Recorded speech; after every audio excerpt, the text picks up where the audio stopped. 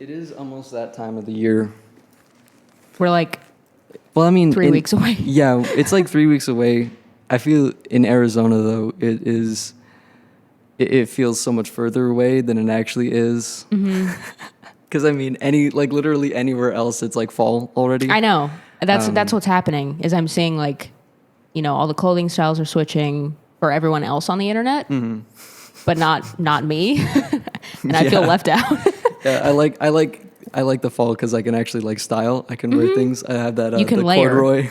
Yeah, exactly. That's like one of my favorite jackets. My favorite things, and it's like. Yeah, I have a It's so closet hot. full of jackets, and I don't know why. Yeah. All right. I think it's just, to that. I'm really at the point of just wanting to find somewhere else, like move somewhere else, even if it's like up north. Because I feel like even up north is a little bit nicer. Like, it's already probably closer to fall. Oh, that'd be sad though. If you move away. I know, right? I know. But Do you know anyone up north? I know one person, but I don't know if it's necessarily like a roommate kind of thing. But yeah, I don't know. Because it's like, I'm not going to move like immediately, of course. But it is definitely something I've been playing around in my brain. I don't know. But why up north? Why As up north? opposed to- It's nice. It's just the weather, or I think Trees? that is my number one. Yeah. Well, weather, number 2, trees. okay, that's fair. Yeah. Anywhere with trees. I like water. Like I don't know. You like water? I know. Like I moved. I think I had the same like train of thought too, where it's like, okay, I love water. Why am I here?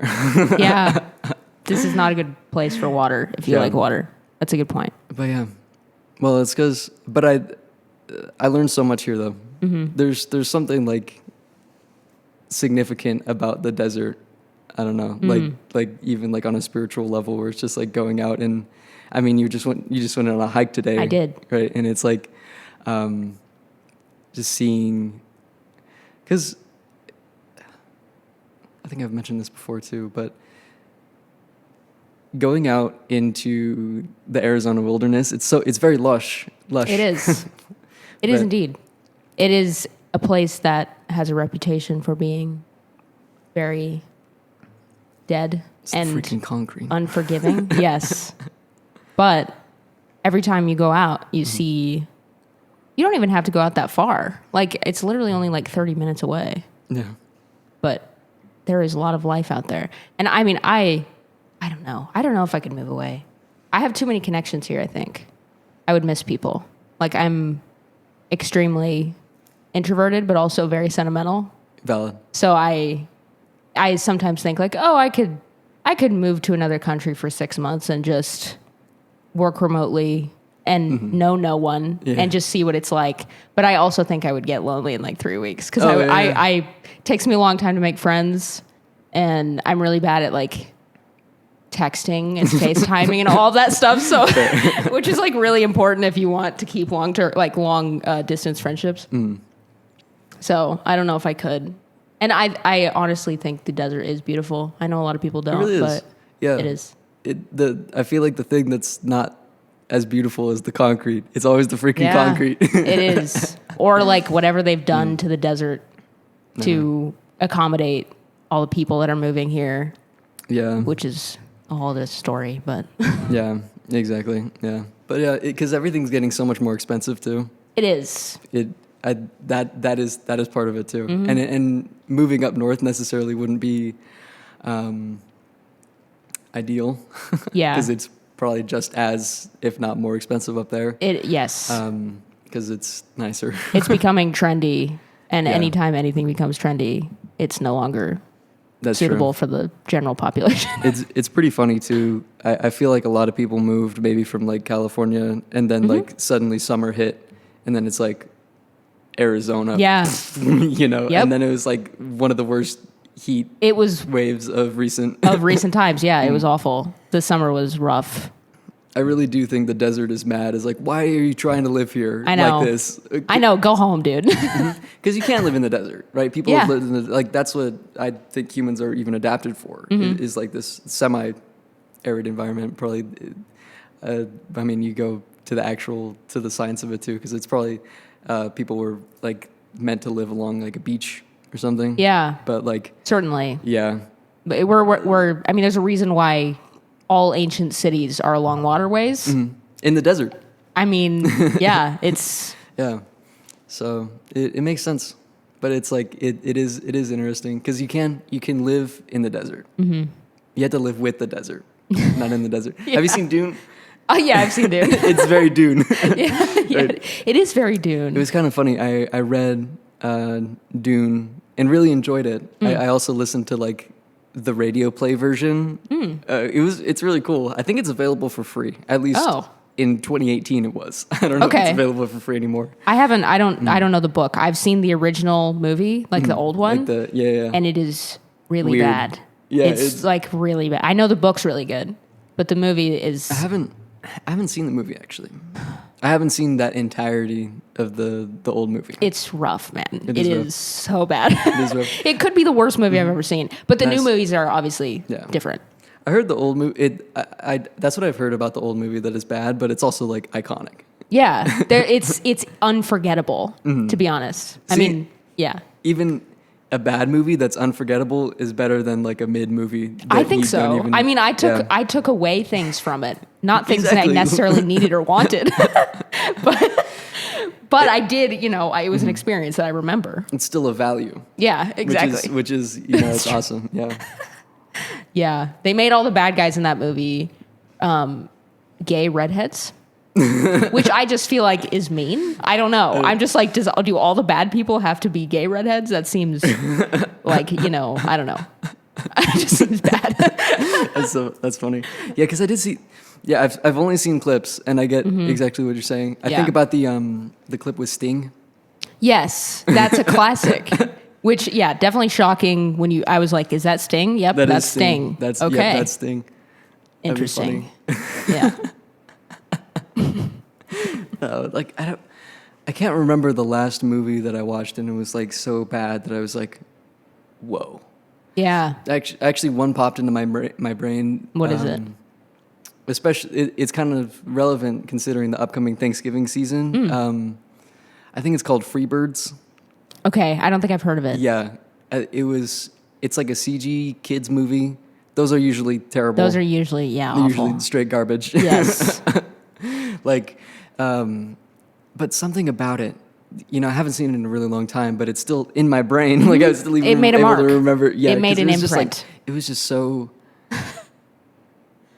Especially CGI, especially if it's in the uncanny valley area. That's true. It can really your lizard brain takes over and is like, you just saw a monster and you're going to remember this forever. True. I get Instagram ads for kids animation sometimes, and sometimes it my eyes get glued to it. Yeah, because it's like there's something weird. Mesmerizing. It is mesmerizing, but it's like the animation isn't good, but I can't take my eyes off of it, and it's like that's kind of evil. Yeah, there's something evil about it. That's what kids are watching. It really. I mean, it's like some of it is like literally AI generated. And it's just on YouTube, and they just turn on autoplay, put the iPad in front of the kid, and there's your education, young one. Yeah, that's crazy. Because it's like, people have a kid, and then do that, fostering a dog is the closest I've had to a kid, but it puts so much into perspective for me when it comes to... It's like, first of all, having a dog is actually a lot of work. Yes, a lot of people get a dog and don't expect it to be so much work. Yes. You have to be taking care of another creature, being, another being too, right? That is the important thing, because a lot of people don't even care about the dog. It's like, this is just my thing. Yeah, it's like an item that's there to be nice to them or something. Exactly. Instead of a living thing. It's like dogs have emotional needs too. Right. They get anxiety straight up, right. Yeah. They get stressed out. Yeah, my dog's prescribed Zoloft. But I mean, And it's, because it's, and then the dog has attachment issues too. That can happen. But then... I feel like it's very much a reflection of the owner's own challenges too, and I mean, it can evolve over time too. It depends if, like we have an old foster dog. She's like 13 years old. She's been through some shit. Yes, yes. But Miss Rue has seen it all. She's very sweet though. She's very sweet. Yes, she is. which is also amiable. I don't know if that's the right word. That's but a word. Respectable. Yeah. How about yes. that? Absolutely. But yeah. But that's just like having a kid, right? I mean, you can't hide who you are, you know? And with someone you live with, I think it's very hard to hide who you. Some people manage it. There are serial killers who hide it, I guess. True. But generally, your kids turn out to be a reflection of you in some way. Yeah. Sometimes a good one, sometimes a bad one. Absolutely. And your pet's the same deal. Mm-hmm. And that's the thing to me too that is crazy, and that actually is relevant to my own experience, where it's like when someone's child is a reflection of them, and then like that child is like not enough. That's not the kid's fault. Yeah. You know. And it's like yeah.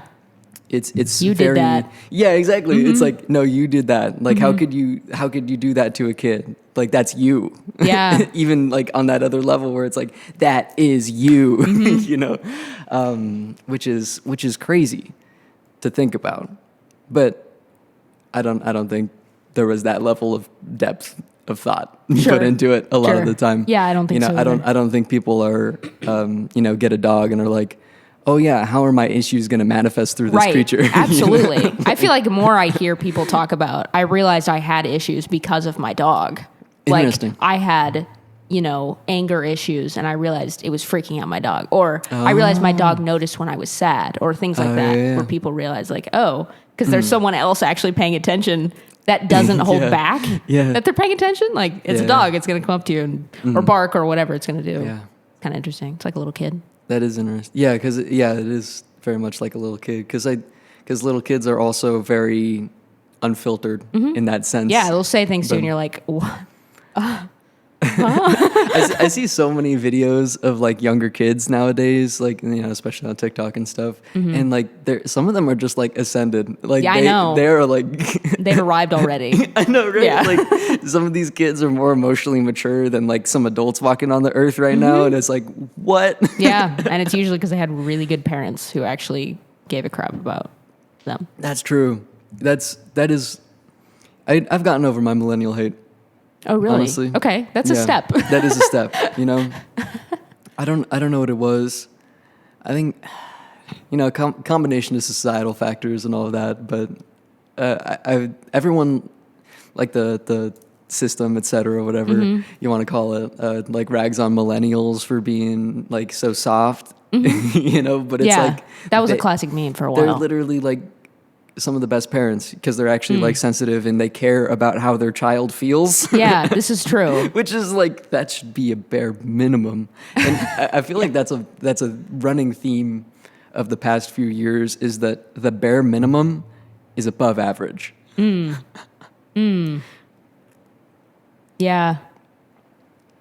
Yeah, that's true.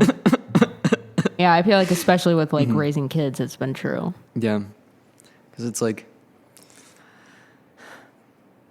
what is it? Because then that brings up boomers. Mikey tries not to talk about boomers. I don't know. I don't think I talked about boomers last time. But yeah, it's just like, because this is a little outside of my range, but I feel like they were raised like by the silent generation, I think, like post-war. So like that was the best economic time for some people. For The like boomers the middle were raised class. by the silent generation? I think so, right? So it depends. I guess it depends how old they are. That's true. Because my grandma was raised by Because it's like the baby boomers, the the baby greatest boom right generation. after like the the end of World War II. Yeah. yeah. Yeah, I mean, it's interesting. It depends who you got because, like, my grandma was raised by a World War II veteran, which is definitely a different vibe. Yeah. And, people who grew up in the Depression. And so definitely, like, even now, her values are very different from even other boomers who didn't have parents like that. Which, because not everybody's, a lot of people's families did go to war, but not everybody's did. Yeah. And I feel like that definitely changes your childhood to be like, oh yeah, dad could have died. Or dad did die. Or dad died. Yeah. Exactly. Yeah. Or dad didn't die, and that was like the worst option. Yeah. Like right. Because the military creates so much like trauma, and that there's like whole cycles and shit about that too, where it's like Because I guess it depends how you want to look at it, but the way I see it a lot of the time is it creates a trauma, and then the trauma creates a trauma, and then it continues on. Hurt people hurt people. Exactly. Hurt people, Yeah. and then suddenly we're in another war. You know? Yeah. Weird. Weird how that happens. I know, right? It's so funny, but not actually funny. Funny, not funny, haha. Funny, strange. Yeah, but that's true. Yeah, funny, haha. And as we know, this is a podcast called The Tea with Mikey, and we are sipping on some tea. We are indeed. And I'm sipping out of this all I care about is Godzilla and maybe 3 people mug. And what kind of tea are we sipping on? So it's a ginger lemon tea. This tea was acquired. It actually was acquired on Amazon. Not that exciting. Oh. But I had it at a tea shop right by Buckingham Palace in London. Nice. And it was very cold outside. Mm-hmm. And we were kind of disappointed because we went there and we wanted to see the changing of the guard like you do because you're a tourist. And they had canceled it that day. No. So we went on a really nice walk. It was still cool. And we got to see Buckingham Palace and all that. But it was a tea shop. I think it was called the English Rose.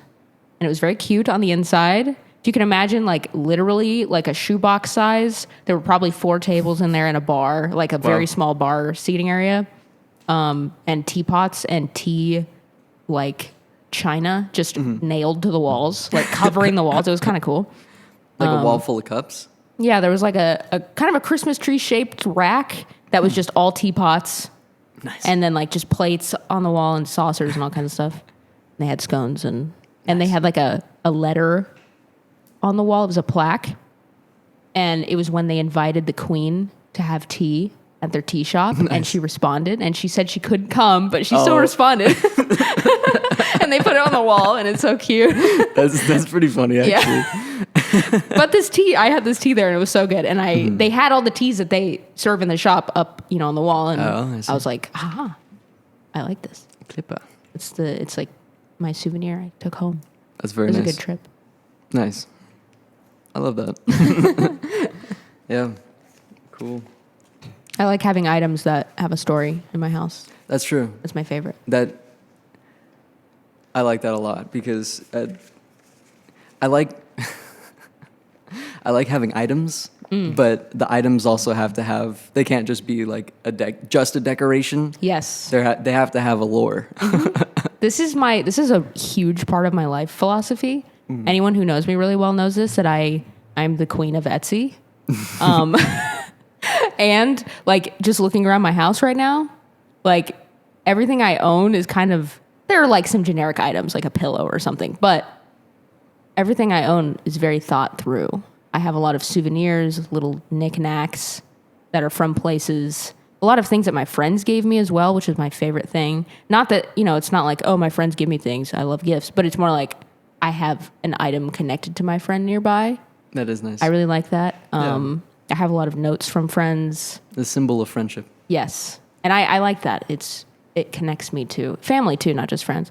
Connects me to the objects around me. Because one of my least favorite things in the world is like the gray and white house. And you went to Crate and Barrel and you bought the room off the rack.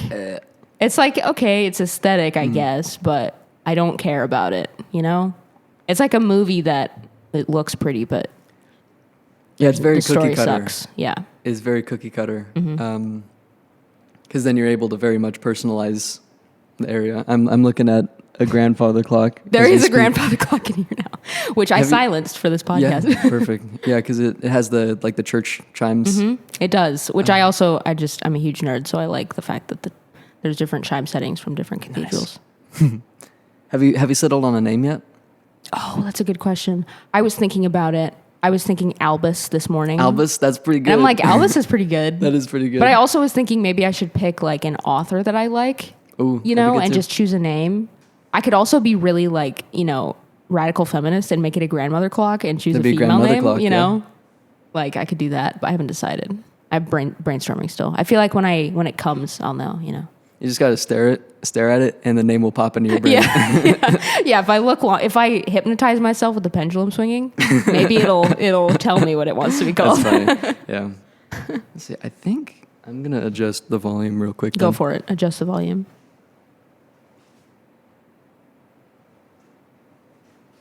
The smallest adjustment of all time. that was half a centimeter. I don't even know. 12 degrees. 12, yeah. Okay, cool. The T, origins. That was what we were talking about. Yes. Yeah, yes. But yeah, so I'll just take a second here to talk about, this podcast now has a Patreon. So I'll post a link in the bio. I'll post a link in the description. If you can, anything helps. So we can expand to more platforms, help them get onto Spotify and all those. It costs money, which is kind of crazy. And it's like, this is not free. It is not free, but I would like to, spread it for free. So yes. Click the link. Click the link in the description. Link in bio. To get 20% off your gamer supplements. Yeah. Use code Mikey for 15% off AG1. I take my AG1 every day. Yeah. Audible.com. I do listen to the Huberman. I do love him. He is my favorite. I love him. I have a lot of podcasts I love. I have a Lex Friedman shirt now. He finally made merch. Nice. So I'm finally, my wardrobe is complete. Lex officially. Merch. Yes. That's awesome. I haven't listened to Lex Friedman in a while, but I really have liked his podcast. I feel like those are the kind of his podcasts I need to sit down and actually listen to. Yeah. I can't. It's definitely not a, junk food listen. It's That's true. Yeah. I might be doing chores or something while listening to it. Mm-hmm. But I am not paying attention to the chores. Yeah, exactly. I have to be doing something that does not require any focus. It needs the majority of focus. Yeah. But yeah, because I have a variety of podcasts that I listen to. I haven't been listening to a ton lately. I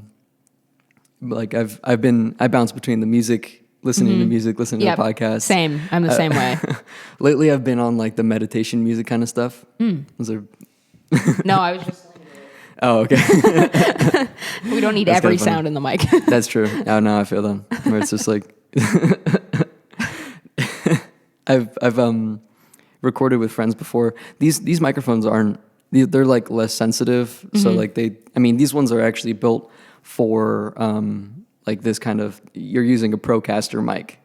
So yeah, it's cool. Kind of built for, I guess, radio, but radio isn't the same. Yeah, it sounds good, I would say, as someone who doesn't know anything about mics. That's pretty good. Well, exactly. That's the thing a lot of the time, where a lot of people, I feel like there's a lot of elitists out there that are oh yeah, you need this ridiculously expensive thing, but you can't even tell. No, a lot of the time you can't even tell. And a lot of times I'll watch a podcast and I can see the mic that they're using in the video, and it's you even see people using Blue Yetis, Yeah. And it's it doesn't matter. As long as the podcast is good, it's whatever. As long as the audio is not distractingly bad. Yeah. As long as I hear the audio, but I don't hear the audio. Yeah, exactly. Yeah. That's a great way to put it. Because it's you ever watched Futurama? You know what? I haven't. I know. You haven't watched Futurama? I know I should. I haven't watched a ton of Futurama, but there's a saying, I think one of the characters meets the god in that universe or something, and it's if you did a good job, people won't be sure if you did anything at all. Yeah. And it's that kind of thing. Yes. I feel like that really applies to art too. Oh yeah. Where it's if people pay attention more so to the whole rather than the brushstrokes of the thing. Yeah, I feel like doing anything well, if it almost that's true. Flies under the radar. Yeah. Yeah, exactly. It's so good that it's seamless. It's frictionless. Seamless is the way. Yeah. You don't see you wouldn't, if someone does something really well, you would not see the struggle as much. Maybe in art you might see in the final product some emotions, but you don't see. you don't see the 35 takes it took Yeah. to get that one take. And even in a live performance where you can't redo something, Yeah. you know, it's almost like you don't notice because they're so good at performing. It doesn't matter what they do. Yeah. That's one of the things I've had to get over for a while. I mean, I think I really haven't had a problem with it because I feel like I've been performing since 2019, probably 2019. Mm-hmm. So, and then I've been doing that consistently since then. Yeah. So, and I've had to do that just me and a guitar for hours. Like, and I think that is what helps a lot of people get over it is like exposure therapy. Just doing it. You know? Yeah. Just doing it. What do you think since you've started doing that? So it's been like roughly 4 years, and you kind of had to go through the pandemic with that too, that was weird. But how do you think that like, do you feel like that's changed your personality at all, having to do that? I think so. Well, the thing that's weird to me about it is that I'm not more extroverted. I think about that Tamino show Oh yeah, very often. 'Cause yeah. He seems like a very introverted guy. Very introverted, Like yes. he's a very introverted guy, but he can go stand in front of a multi-100-person crowd with just him and a guitar, and be even more fine. than that. He has And, some shows on YouTube that are even yeah, more than that. exactly. Yeah. Yeah.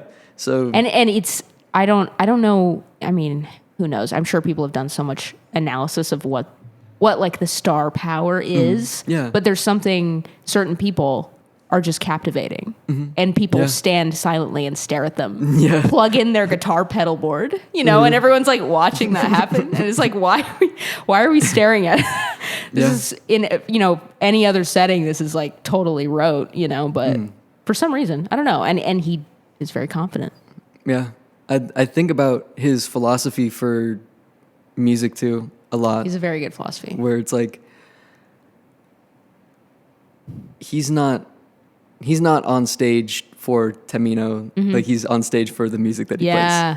And I think that is what gives the star power a lot of the time. Yes, it almost feels like some sort of like, I mean, it does feel kind of religious, right? It feels like everybody's there, and it's going to be like we have these songs that we all kind of know, or even if we don't, we know other people know them, and there's something important about them. Yeah. And we're all going to silently sort of experience them and analyze them and let them wash over us, and him too. That's true. He's like he's the channel, right? He's the prophet. Exactly. Yeah, that's true. That's a cool way to think about it. Yeah, because literally the channel. Yeah, and it comes with a lot of humility too. Like I think it's so obvious to people when. I mean, and some people like that. Some people like a musician on stage that's like that won't shut up. That won't shut up. Yeah, exactly. That is kind of, charismatic, interacting with the crowd. That's all about the character. It's all about the, their brand and and that's fine.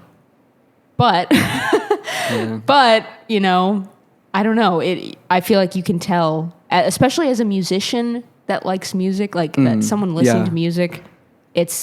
I kind of imagine myself in the musician's shoes a lot when I'm listening to music. And so I think I just see someone like him. There's other musicians like that too, but just because we're talking about Tamino, he's very much like just giving it all up. Yeah. And it's just going out and everyone's absorbing it. And then everyone cheers super loud and he just sort of ducks off stage. And it's like, he's gone. Oh my God. Yeah, he did just kind of like disappear. Yeah, he just sort of vanishes into the mist. Yeah. He's a mysterious guy. Yeah. But yeah, that's funny. I've seen these memes where it's like, oh, he's so quiet and mysterious. Like, what's up? Like, he's just autistic. Yeah. People always assume that there's something like going on, It's like, I think he just is he's an introvert. He's just a quiet guy. Yeah, he's a quiet guy. I think he's cool. He's cool. He's very cool. Yeah. I wouldn't want to bother him. If I saw him in public, I know, same. I'd be like, ooh, that's cool. That's like, Tamino, but I don't want to. Yeah. Yeah, if I saw him like in a shop, I'd be like, oh, I need to go in and like try out that place because it must be good. That's funny. Yeah. But I would never bug him. Yeah. I've seen this video of Robert Smith of The Cure. I think someone was like gifting him a guitar, and it was just like so awkward. Yeah. It was like delightfully awkward though. It was just so funny. Celebrity interactions are rough a lot of the time. And I feel like meeting someone that I really admire, I'm like, I don't even know what I would do. I feel like I would ruin it for myself by being too nervous or awkward.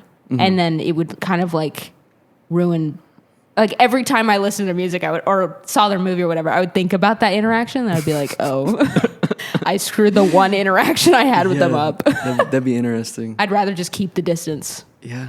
That's something I might have to think about as I'm trying to, be a public figure. Yeah, this is true. Where it is just like people are going to know me, but I'm not going to be able to know who that is who just came up to me, who like said hi, and and that's going to be an interesting experience. It seems very strange. Everyone that I've heard talk about it, it's kind of like you can never, ever take it for granted. Because as soon as people take it for granted and they start being like, oh, it's annoying, which obviously it is annoying at some point. Like people who are genuinely so famous that it impedes their life. Of course it's annoying. Yeah. Like, we can empathize with that. Yeah. But if you have to be so thankful for it and so pleased that people love you, even if they don't know you. That's true. And just accept it for the love that it is and not be like, oh, well, they don't know who I am. They don't know that I'm like just trying to eat my croissant on a Sunday morning, whatever it is. Yeah, they don't know. But they like this thing about you and they love that. So just take that and be okay with that. Gratitude. Yeah, gratitude. Attitude. It's all about the attitude of gratitude. Attitude, gratitude, and humility. Humble. Yeah. Yes. About staying humble. Because I really, I go on shows and there's, upcoming shows and stuff too, where it's like I try to interact and, be nice and cordial with all the people that I'm going to be on a show with. And then like, you can immediately tell when someone has that like competitive, like that unhealthy competitive, like don't even want to acknowledge that you exist. It's like, dude, we're going to be playing on the same stage. Like we're both on the same stage in front of the same crowd. I don't know what is going through your brain. Here. Yeah, exactly. The gig's already booked. Yeah. That's crazy that you've experienced. That's not what I would expect. Like, I guess, like in the classical music realm, I've definitely, obviously experienced the competitiveness thing. Yeah. But I feel like I expected that the band, the up and coming band. It's when it overlaps circuit. with like ego and stuff, like you're talking about. Because there are definitely, I've been to some shows I've seen where it's like, it sounds like someone is just reading off of a script rather than actually like talking and like talking to the crowd and interacting with the crowd, which, to each their own. I think there's something you brought up where it's like the line between watching a show as a musician and watching a show as someone who isn't familiar with music. Yes, very different. It is very different. And it's like very different like target audiences too. Yeah, definitely. It's like a Jacob Collier concert, right? Like those are musicians for musicians for musicians. Like that it's is, like that's true. There's obviously non-musicians who like him too, but it's a different crowd. It is a different crowd. Different kind of gig. That is like, what?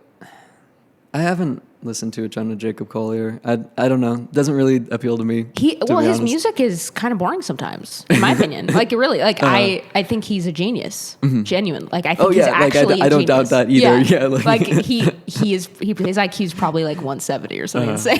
I don't know what. I don't know what it would be, but he's obviously amazing, and he's a genius of music theory.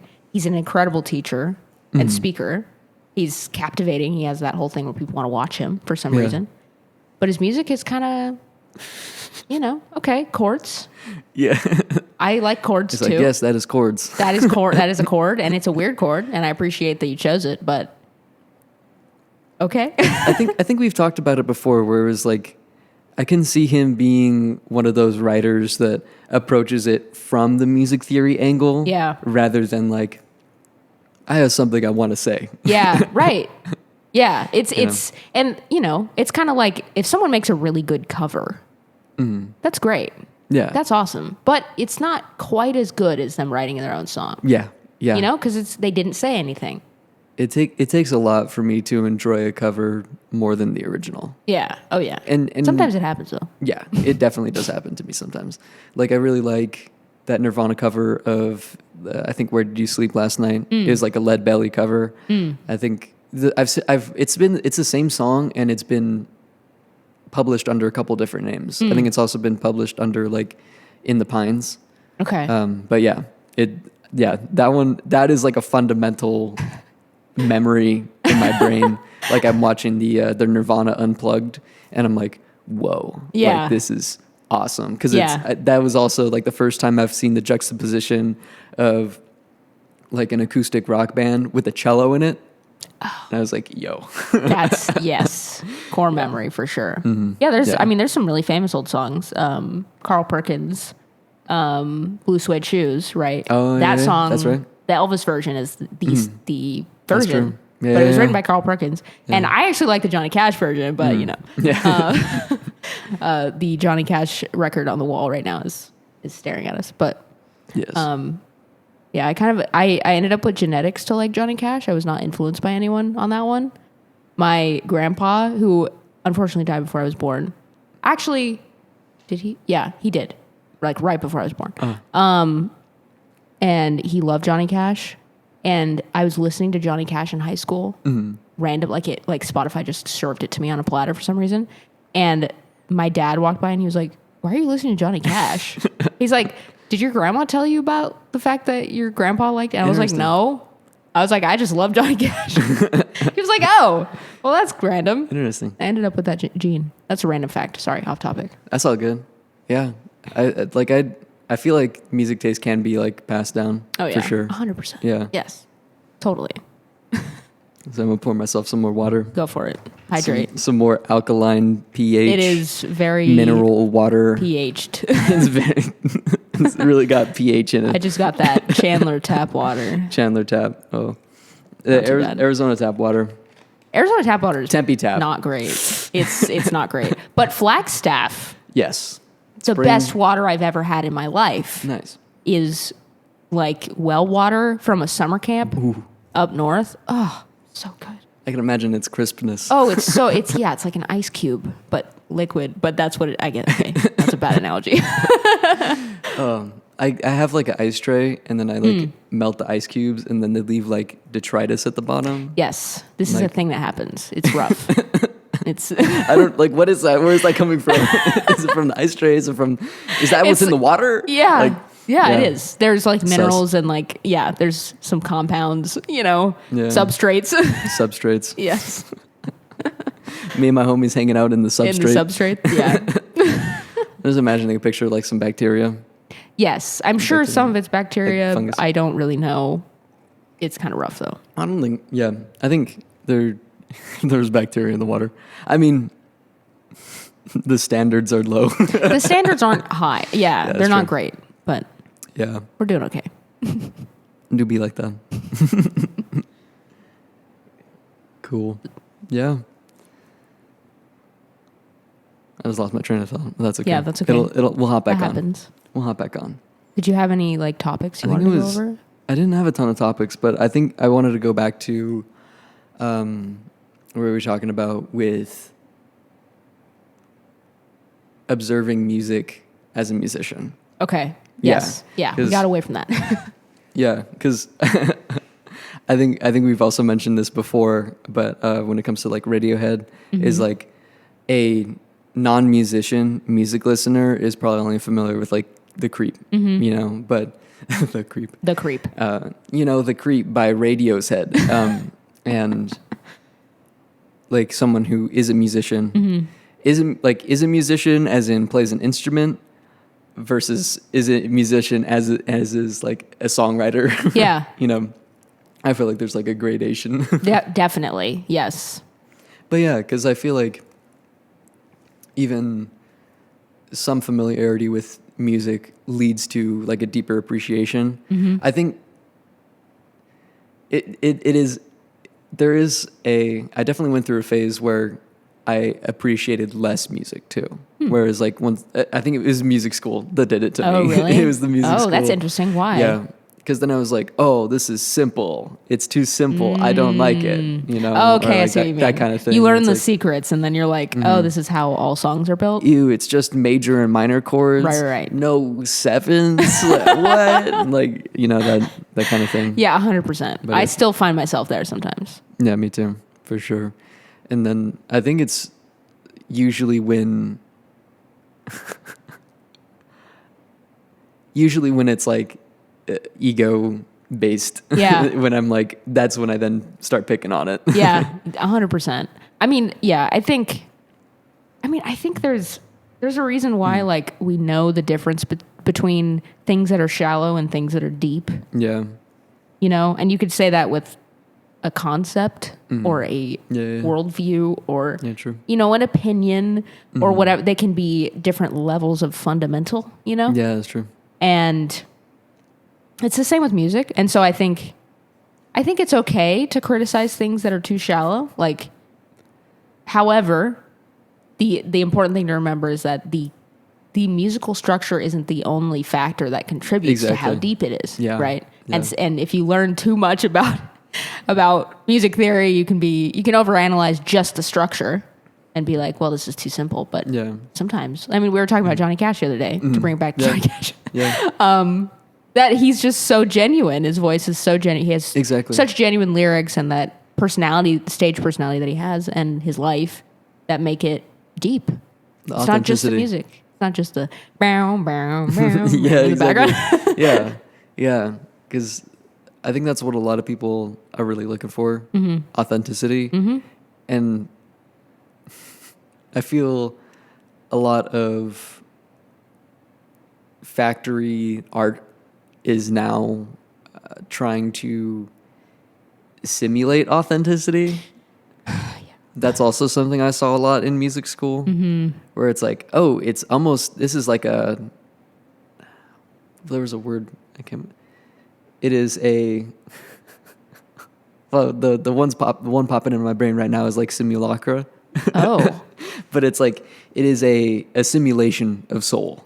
You know, simulation of like having heart in the music. Oh, yeah. And it's like, just have the heart in the music. But the thing is, it's really hard when you're taught music from a book, when you're taught how to write a song from a book rather than how to like listen to your heart. Yeah. You know? Definitely. And it's like, that's a difference. Yeah. I mean, I can even like from a classical musician's perspective, I had kind of an interesting like first violin teacher, and I wish he was around because I would totally like talk to him still, because he was I don't actually know how old he was when I first met him, but he was going to ASU, I think. But I think he was in graduate school or something. I'm not sure exactly, but I was quite young. I started violin when I was like 9 or 10. And he loved to talk, which I appreciate in a violin teacher.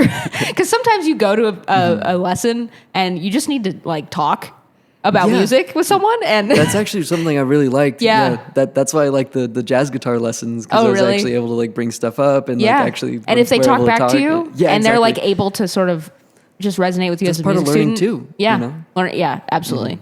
And he was really good at that, but he did not do like the typical Suzuki thing for me. You know, because you were saying learning music from a book, like Suzuki's great. It's fantastic for learning violin, but he did something different where he had stuff he liked, and of course I did technique studies and scales and all that stuff, but he did those more. Are important. Yeah, of course they are. Especially for a classical musician, it's like you got to do that. But he had this really great quality about him where he would just ask me what I wanted to play. And from a 10-year-old, it's like I don't know anything, so it was hard for me to choose, but he would like be like, okay, well, do you like fiddle music? Do you go listen to these 3 things? Do you like this classical style? You know, do you want to learn something in this key? Whatever it was. And so I got kind of out of my musical childhood, not having played a lot of the classics that a lot of people played, which was maybe a disadvantage. I don't know. I don't feel disadvantaged. Yeah. But I ended up with this very like open mind about things. Yeah. And this connection to what I actually liked about the instrument instead of, oh, I've heard that before. It was, Yeah. oh, I like this. Yeah. Which people can definitely conflate, I feel like, No, that's especially really in classical awesome. music. Yeah. Because they can, if you know a symphony, you know, you Yeah. can sing the whole thing maybe. You can sing the trumpet part and the flutes and all this stuff. But if you don't really like it, Yeah. if no one ever gave you a chance to decide what you like, you know, Yeah. you have no connection to it. So I had a really good teacher on that he gave me the technique and all that stuff, but he was great at like really fostering my own taste. And now I have the strangest music taste of all time, which I mean, I can also credit to friends and other people who have influenced that, but Yeah. definitely came from him too. It's funny. No, I totally get that. Yeah. I really like that approach because it's, I mean, I've taught younger kids, you know, like guitar and stuff. And it is really hard because it's like, first of all, the kid is probably not in there, you know, learning an instrument because they want to learn an instrument. Right. So that's like the first thing that you kind of have to like overcome. But then the second thing is also like, here, let's try to find something that you want to play. That is so hard. Like it is very hard. Yeah. You know, like that is a massive hurl. Yeah, I look back on that teacher. I'm like, I don't know how he did Yeah. that. He managed to figure it out. He figured me out. Yeah. That's funny because like I think because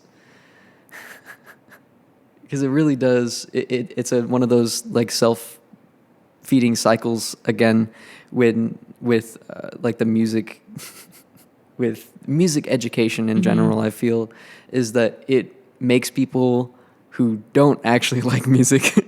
Yeah, it does. I mean, the amount of people that I met that were like, I started violin. I had a great time for a while. I, you know, had a great teacher. I played all this stuff. Maybe even they had a great performance background. They had done some amazing gigs, whatever. And then they were like, and I graduated college and I quit. Yeah. Because I hated it. And I hated myself and I didn't like playing. I hated practicing. There was nothing about it that I enjoyed. I always was so afraid of that. Even, I mean, people in high school too, not just college, that had that experience already. You know, it's like, how as a parent did you manage to do that to your kid? Right. Yeah, it's like, it hasn't even been that long. Yeah. I was always very afraid of that. And I knew I would hate it if I quit. I knew that. Like, for whatever reason, I just always knew. If I stop doing this, I will be so sad. Because that's, I mean, I did so many gigs with audiences that were a lot of old people, which is fun. I mean, I think it's great. They were always so happy, way too excited, you know, which is great to have an easy crowd. And they would always say, I used to play this, I used to play that, and I quit. And I wish I had not. I got told that thousands of times, and I was like, I can't quit. Yeah. So I've always tried to be like, I have to be enjoying something that I'm playing. Yes. Even if most of it's work. Yes. Yeah. Which there have been times in my life where a lot of it's been work, but I at least have one little thing that I'm like, ooh, I want to go play that, you know? Yeah. Definitely. Yeah. I think about just, so I definitely experienced burnout, not with music, like thank goodness, but like, That's good. I was a swimmer. Yes, Some you Mikey were. lore. Yes, Mikey lore. backstory. Yes, I know, remember right? this. This was short-haired Mikey. Short-haired Mikey. That was. Wow.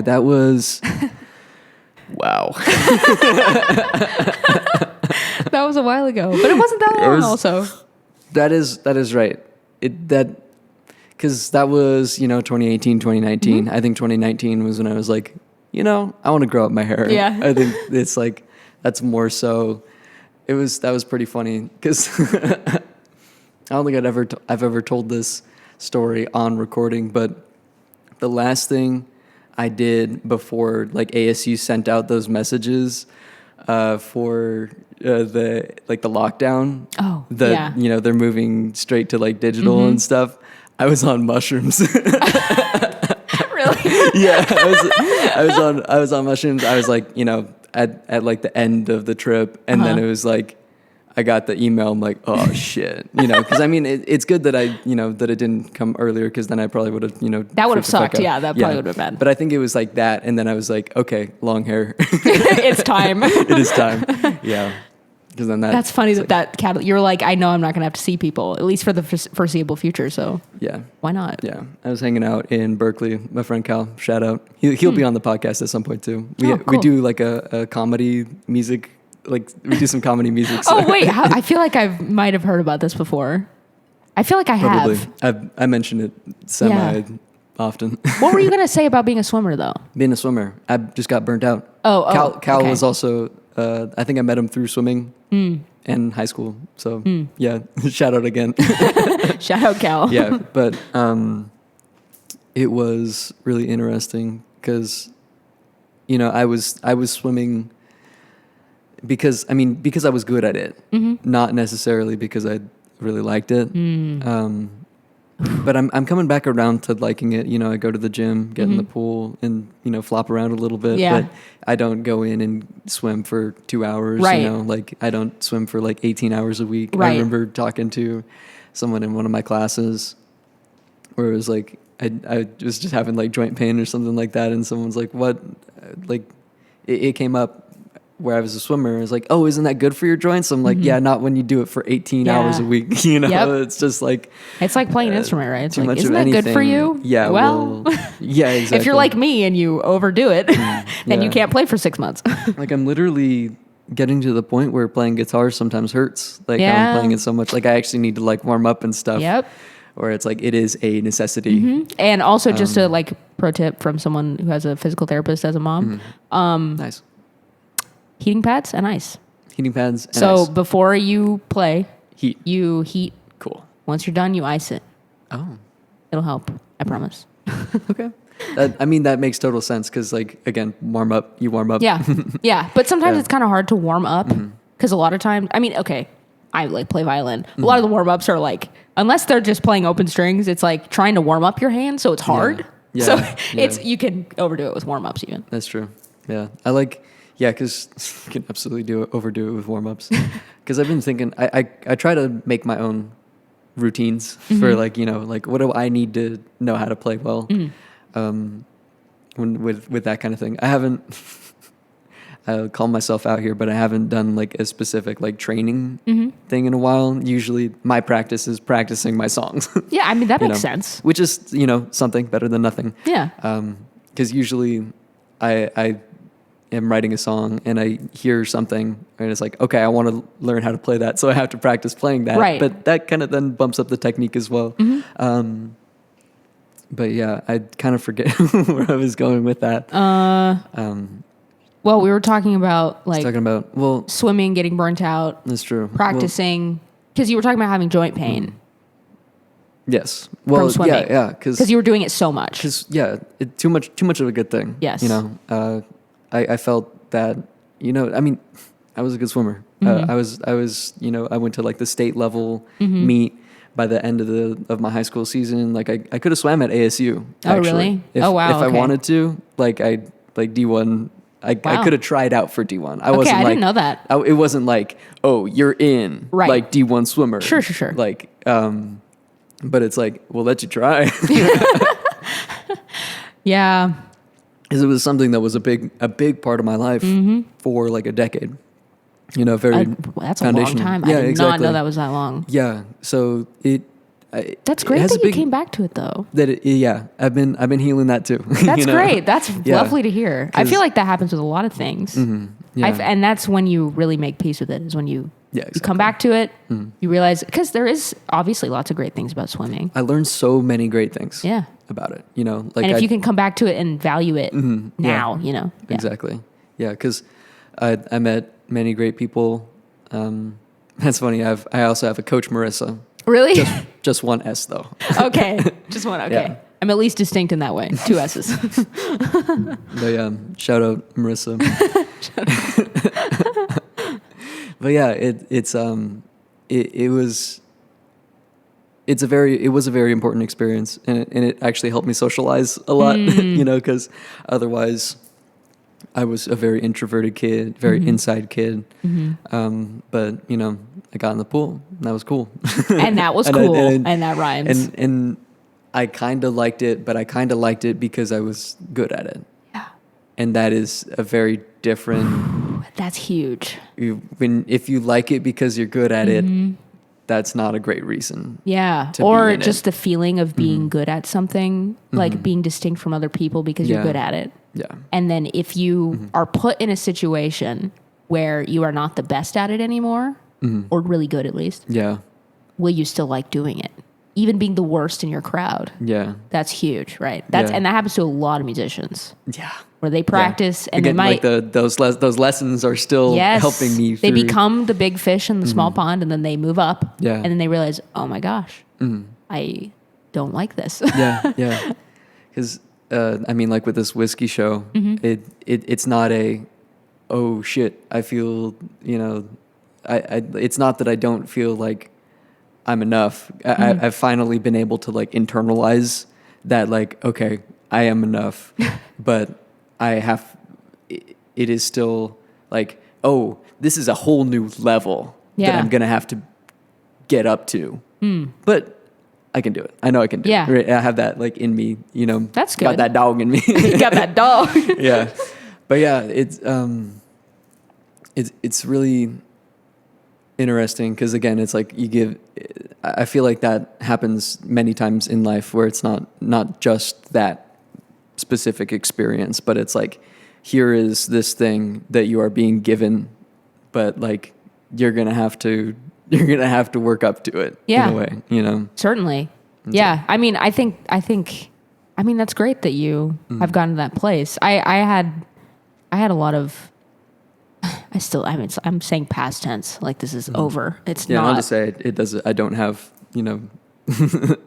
like challenging thoughts sometimes too. Yeah. But, I mean, especially being a musician, there's an element of public humiliation involved. Absolutely. And I feel like this is the same with stand-up comedy and acting, and so there's this, it is in front of others. Yeah. Which is a huge thing.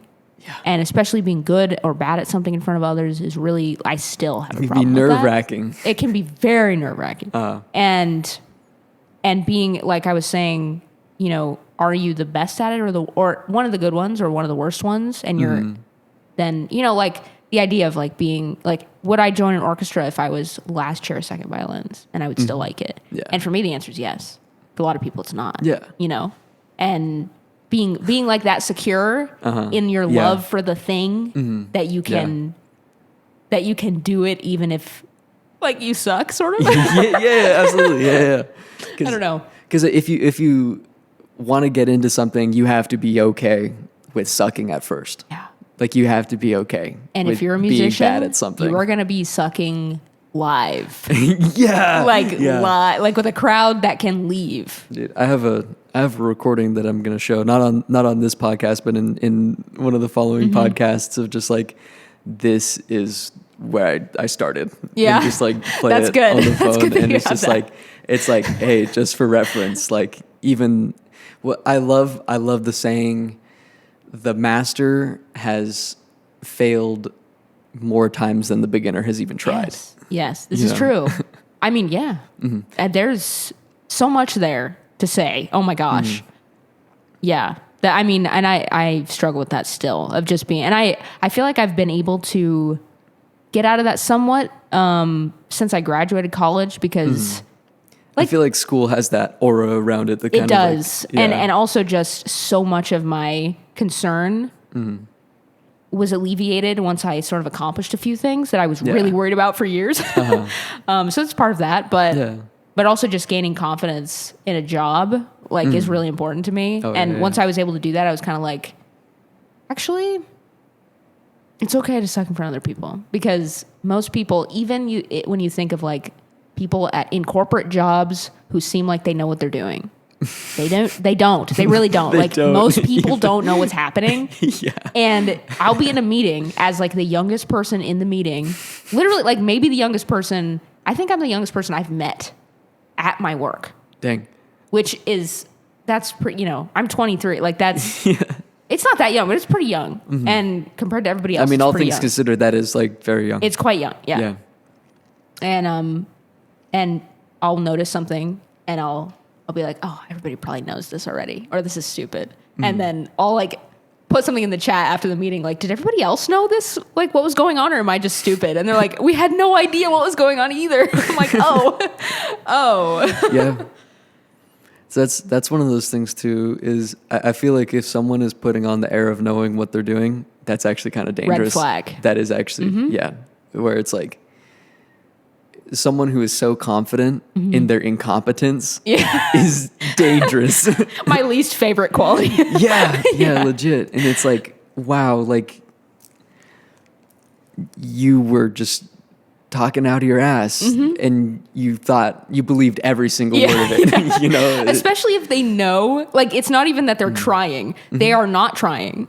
And they know that they're faking it, but they just kind of expect everybody to like follow along and like play into. I'm like, no, stop, please get away from me. Stop lying. I mean, it's lying, you know. It is lying, and that's. I think we've talked about this too. This is a good segue. Lying, people pleasing. Ooh, people please. Okay, let's talk about people pleasing. So like that when it comes to, because I could see. I think a lot of people. People please, and they think that is them being authentic because they want to be like a nice person. Oh yes. But if you have to bend over backwards for people, if you have to bend over backwards for people who don't know what they're talking about, if you have to be just like that don't know you even, who expect you to people please for them too, you know, and then it's like it's just unhealthy in all around. This is really relevant to what we were just talking about because. There's an element. I bet you find that a lot in the workplace. Absolutely. 100%. I mean, that's a whole other side of it. But even just as a musician, as an artist, like, where's the line between maybe pleasing yourself and in what you're doing versus pleasing the audience? Yeah. Versus, like, the idea of failing in front of a crowd and being like, oh my gosh, I'm the worst person ever. Yeah. I just had a bad performance, right? It's like, no one's hurt, right? You don't owe these people anything. That's true. Maybe they paid to come see a show. Obviously, you want to give people their money's worth because money is money. Yeah. But they paid to see a live show. There's a risk, you know, they gambled. So all in all, you know, the balance sheet is settled, right? Yeah. But there's this idea that I have wronged this person by being bad, in quotes, right? Being bad at what I just did. Yeah. And that's so wrong, you know? Again, like we just mentioned, there are people that go and do a terrible job and are like, I did good. I did great. Yeah. I was like, patting themselves on the back for doing like the worst job. The worst thing you've ever seen. Yeah. There's a, have you seen that clip? I forget which musician, but he was talking to a crowd and someone was like, do you make music for the people listening or for the musician? And the answer was like, you know, it's for the listener, but the musician is the first listener. Yes. Yeah. That is the exact right way to think about it. If you think of yourself as the product, that is the worst possible thing you can do, right? Because that's what I found playing for all those old people is, of course, they cared about me, but they were like, they loved the whole thing. They loved the fact that there were kids playing string instruments and they were doing something that was productive. But they also loved that we were playing old songs that they knew and that were arranged in such a way that was emotional. And we cared about it and we played it and we performed it. And it was a whole artistic experience. That's what they love, you know? And it's like we were saying, you're the prophet, you're the conduit, you know, you're the vessel. That's what it's about. It's not about you, true. You know? That's right. You think it's about you, you might be a different kind of star. Yeah. And you might not be the good kind. Yeah. I feel like that's something I encountered in... That's kind of funny. I feel like I have 0 majors, but I have experienced 3 different aspects of Arizona State. Yes, this is true. ASU. So go Forky. Yeah. So the forks up. Maroon Gold. Yeah. I like I encountered that energy. Forky? It's all good. It's kind of funny. It works for me. It's all good. Sparky. Sparky. Yeah. I know his name. I promise. Yeah. So I encountered that in like the popular music program, where it's like it's all good. Funny to me. It's all good. Yeah. Yes, popular music. Yes. Popular music, as in like the popular music industry, where it's like it's more so the people are the product rather than the music itself, and it's like. I think I've brought this up so many times. I was talking to Jackie about it for sure. And it was just I feel like people put so much effort into advertising rather than making good music. Mm-hmm. And it's like, I'm going to put all my energy into making a good product. You know, Yeah. I don't like thinking of it as a product. And I'm actually going to, I will strike that out. I want to put my energy into making art, making good art rather than, you know, art that lands and hits the area I was trying to go for, you know? Yeah. Like It's not, it's less like, you know, an arrow hitting a target than it is like some kind of river finding its path through the natural, true. you know, like just That's finding true. however Yeah. the river can make it through the rocks. That's more what it is than like aiming at something and hitting the bullseye, you know? Yeah. But there is. I mean, we're going to talk about people pleasing though. I kind of got us off track. That's true. Because, well, that is also kind of related to, is like, I see a lot of people younger or newer to songwriting, like, we'll start that over. I've seen a lot of people new to songwriting try to write a song for other people and write a song to please a crowd rather than something that they are feeling. And at least to me, that's obvious a lot of the time. And that's not really the kind of thing I like to listen to. Yeah. It rings hollow a lot of the time. And it's like, okay, you might as well be doing a cover, you know, right? It might as well not be your words. Yeah. And I think I've seen this too. People writing a song thinking of the performance is kind of the same thing. I'm like, you shouldn't be thinking about the stage yet. That's true. You should be thinking about someone in bed with their AirPods in, you know. That's true. Like crying or whatever they're doing. Dancing, maybe. Listening to the song. You know, it should not be about, oh, you know, this would look great with this dance move, or this rhythm would be super viral on TikTok, you know, which is so much of music now. It's just, how can we get a TikTok song sound, you know, so bad. I hate that. I think my only counterpoint would be like, when it comes to thinking of the performance, I think would be if you're working in a band. Oh, in a band, or like, sure. You know, like like that kind of thing. Yeah. You got it. Yes, it has to be, you know, performable, but because then there's also performance art. But I get what you're saying 100%. Though.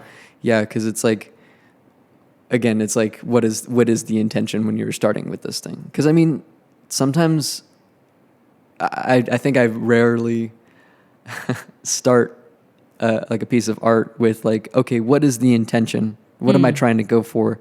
I let it sit, I let it stew, happen. And then it kind of like grows into something. And then now I have to be like, okay, where am I going to put this? Yeah, exactly. And that's, it's almost like I was saying, like the river coming down the mountain, right? Yeah. There's something, I always think about this with Radiohead, because I love Radiohead so much, as all of my friends know.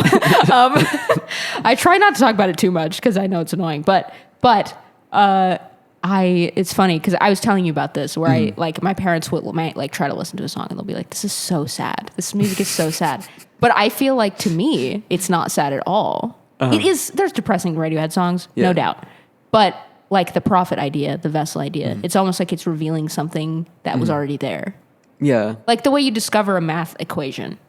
It already existed. Yeah. But you found it. Yeah. It's like that. I get that.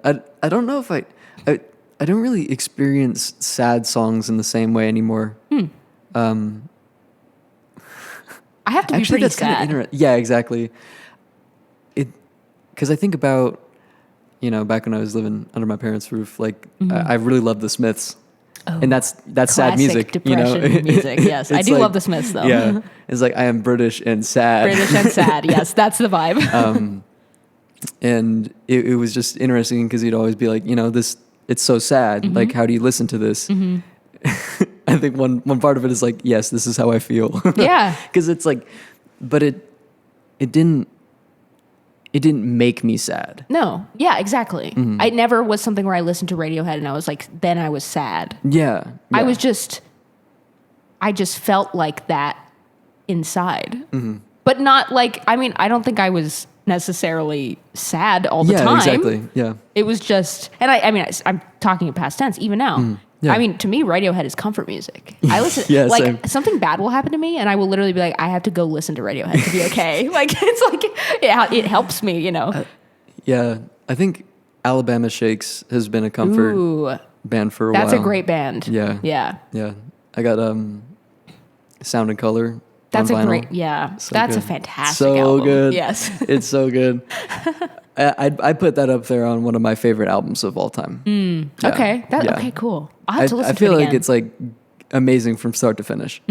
It's one of those. I listened to it years ago. I need Yeah. to listen to it again. Yeah, it's so good. Maybe we'll do listening party. I know we do need to Yeah, do listening yeah. party. Yeah. Whip out the record player. Yeah, that'd be Invite fun all for the a group of enjoyers musicians. over. Yeah, I know. I exactly. think that'd be the best. Yeah. And we always end up doing that anyway. During rehearsal, we're true. like, That's true. that It's sounded like, like wait, this listen- song. yeah, listen to this song. And then we play, and then we're all playing songs, and it's like 30 minutes, and we're like, oh wait, we just Yeah, I know, listen to right? music instead of rehearsing. Yeah. Yeah. I think I think that is just as important because I think so too. something I was like an older version of myself would have like beat up on myself about really? is so the Enjoyers single Mm-hmm. is coming this Tuesday. Yes. It is Yeah. Saturday right now, so Yes. it's very soon. It is very soon. you know, and that's exciting. But the last release was more than a year ago. I mean, it's just over a year. But it was like, where did that year go? Yeah. Where did that year go? Yeah. You know, And you would have beat up on yourself for that, for the Yeah. time passing, Well, and I think it wasn't. It's almost a year. It's been about a year, and it's like we've been doing so much, and I Yeah. think that was the thing, right? Where it's Okay. like, that's what makes it okay. Because you know, like this single that came out, we recorded when we were a 3-piece. Yeah. Now the Enjoyers is an 8-piece. yeah, you know? we added It's some like weird instruments. some weird instruments, cool instruments. Cool, yeah, not weird. Cool. It's all cool. Well, I mean, it is weird. It is It weird. is a weird, and it's a weird cool. ensemble, but it's great. It It's is- weird in a good way. That's what makes it cool. yes. Right. I don't think I've mentioned it on the podcast before, but I love the idea. I've seen a metaphor called Cringe Mountain. Cringe Mountain. Cringe I love this Mountain. already. Yeah. Okay. So you have to ascend the heights of cringe Mm-hmm. before you can become cool. Before you can become truly cool. That okay. Okay. Explain. I mean, I think just like kind of boiling it down is like you got to be cringe before you can be cool. So like everything before it becomes trendy or cool, or maybe not trendy, maybe that's wrong. Like, but like cool is like kind of weird Yes. and like off. Yeah. Okay. I have a meme that I just remembered. I saved this today, We literally. can make this the image for the podcast. Okay, So perfect. that's usually what I've. Ooh, this is a perfect podcast cover. Yes, exactly. Okay, exactly. it says, "Do not kill the part of you that is cringe. Kill the part of you that cringes." And it's Yes. Buddha. Yes, Buddha saying that. because that is the kind of energy. Because it's like the part of you that cringes likely is not you. That's likely conditioning. It's it's people pleasing. Exactly. There we go. It We're comes back around. It We're back. totally is. You know. 'Cause it's- 100%. Yeah. So I had what was nice about college is that I had the space to get that cringe part out of the way. Good. Good. You know, and it's like that's not to say that I won't be cringe in the future, but I'll be cringe, Never say and I never. won't cringe. You Yeah, never yeah. say never. Exactly. Yeah, because on one end is cringe, but under that cringe is authenticity. I think so too, because you're not lying, right? You're Exactly. You're doing what you like to do, or what you feel like, or you're Yeah. expressing something, Yeah. and that should never be cringe. Mm-hmm. You know, I think of like, you know, when something like makes you emotional in front of other people, or it makes you laugh too Mm-hmm. Yeah. hard, or you make a joke that kind of sucks. You know, Yes. it's like, is that cringe or is that just not lying? You know, yeah. which that's true. I appreciate. Like Yeah. I will always pity laugh for people because I'm like Uh-huh. you had the audacity to try to be funny. 'Cause you're being honest. Yeah. Yeah. Thank I you. mean, that's why I clap for everyone at an open mic. Oh yeah. Even I've seen some bombs. Yeah. You know, but it takes a lot to step on a stage in front of people to like be, you in front of a crowd, and that is impressive, and that deserves applause. 100%. Yeah, open mics especially. That's so hard. Because again, it's also like that is a lot of people's entryway into, like, comedy, entryway to any performance, really. And it's such a, it's not a hostile environment a lot of the time. Most of the open mics I've been to have been really nice. That's good. Like everyone has been really nice. People try to be exactly. cool. Yeah, exactly. And like that doesn't make it less stressful. No, it doesn't. Because that first open mic, yes, that's stressful. Yeah. I honestly can't remember my own first open mic. Oh, really? But, Wow, that's interesting. Yeah. Huh. Yeah. Which is it is really interesting. I know for sure the first performance with a band I did was at Jared's Coffee and Tea on Main Street. Oh, that's interesting. Yeah. Okay. Yeah. And then after that, I mean, maybe the first open mic I did was at El Charro, rest in peace, the El Charro Hipster Bar and Grill. I don't think I know that one. Yeah. So that one's up in Phoenix on Grand Avenue. Okay. Yeah. Okay. So that place is, I mean, now part of history. So, but it was very important. So I will try to shout it out as much as possible throughout my career as it continues. What is it called? Charo? El Charro. El Charro. Okay. El Charro. Shout out El Charro. I think it's El Charro Hipster because there's That's a another cute place name. called El Charro, but it's El Charro Hipster. El Charro Hipster. Okay. That'll be my Narder work question or something. It's like, you're Mikey. What was it like performing at El Charro Hipster? I don't know. That was a good impression. That was pretty good. We have to know. I don't know. Like, That wasn't bad. I haven't seen Nardwar in a minute. Yeah, it's been a while. Were you there? No, I think that was another rehearsal. But one of the things that dictates, maybe not necessarily dictates, but really informs what I think of an artist is how they interact with Nardwar. Yeah. Definitely. Because if they, respect him, and it's like, okay, yeah, You're cool. Like Yeah. that's cool. I think Snoop was nice. Yeah. It's nice to Nardwar. Yes. Like, Yeah. Sometimes, that's the whole Sometimes like people are mean to Nardwar. artist as the product thing. That's true. It's like if you think of yourself enough.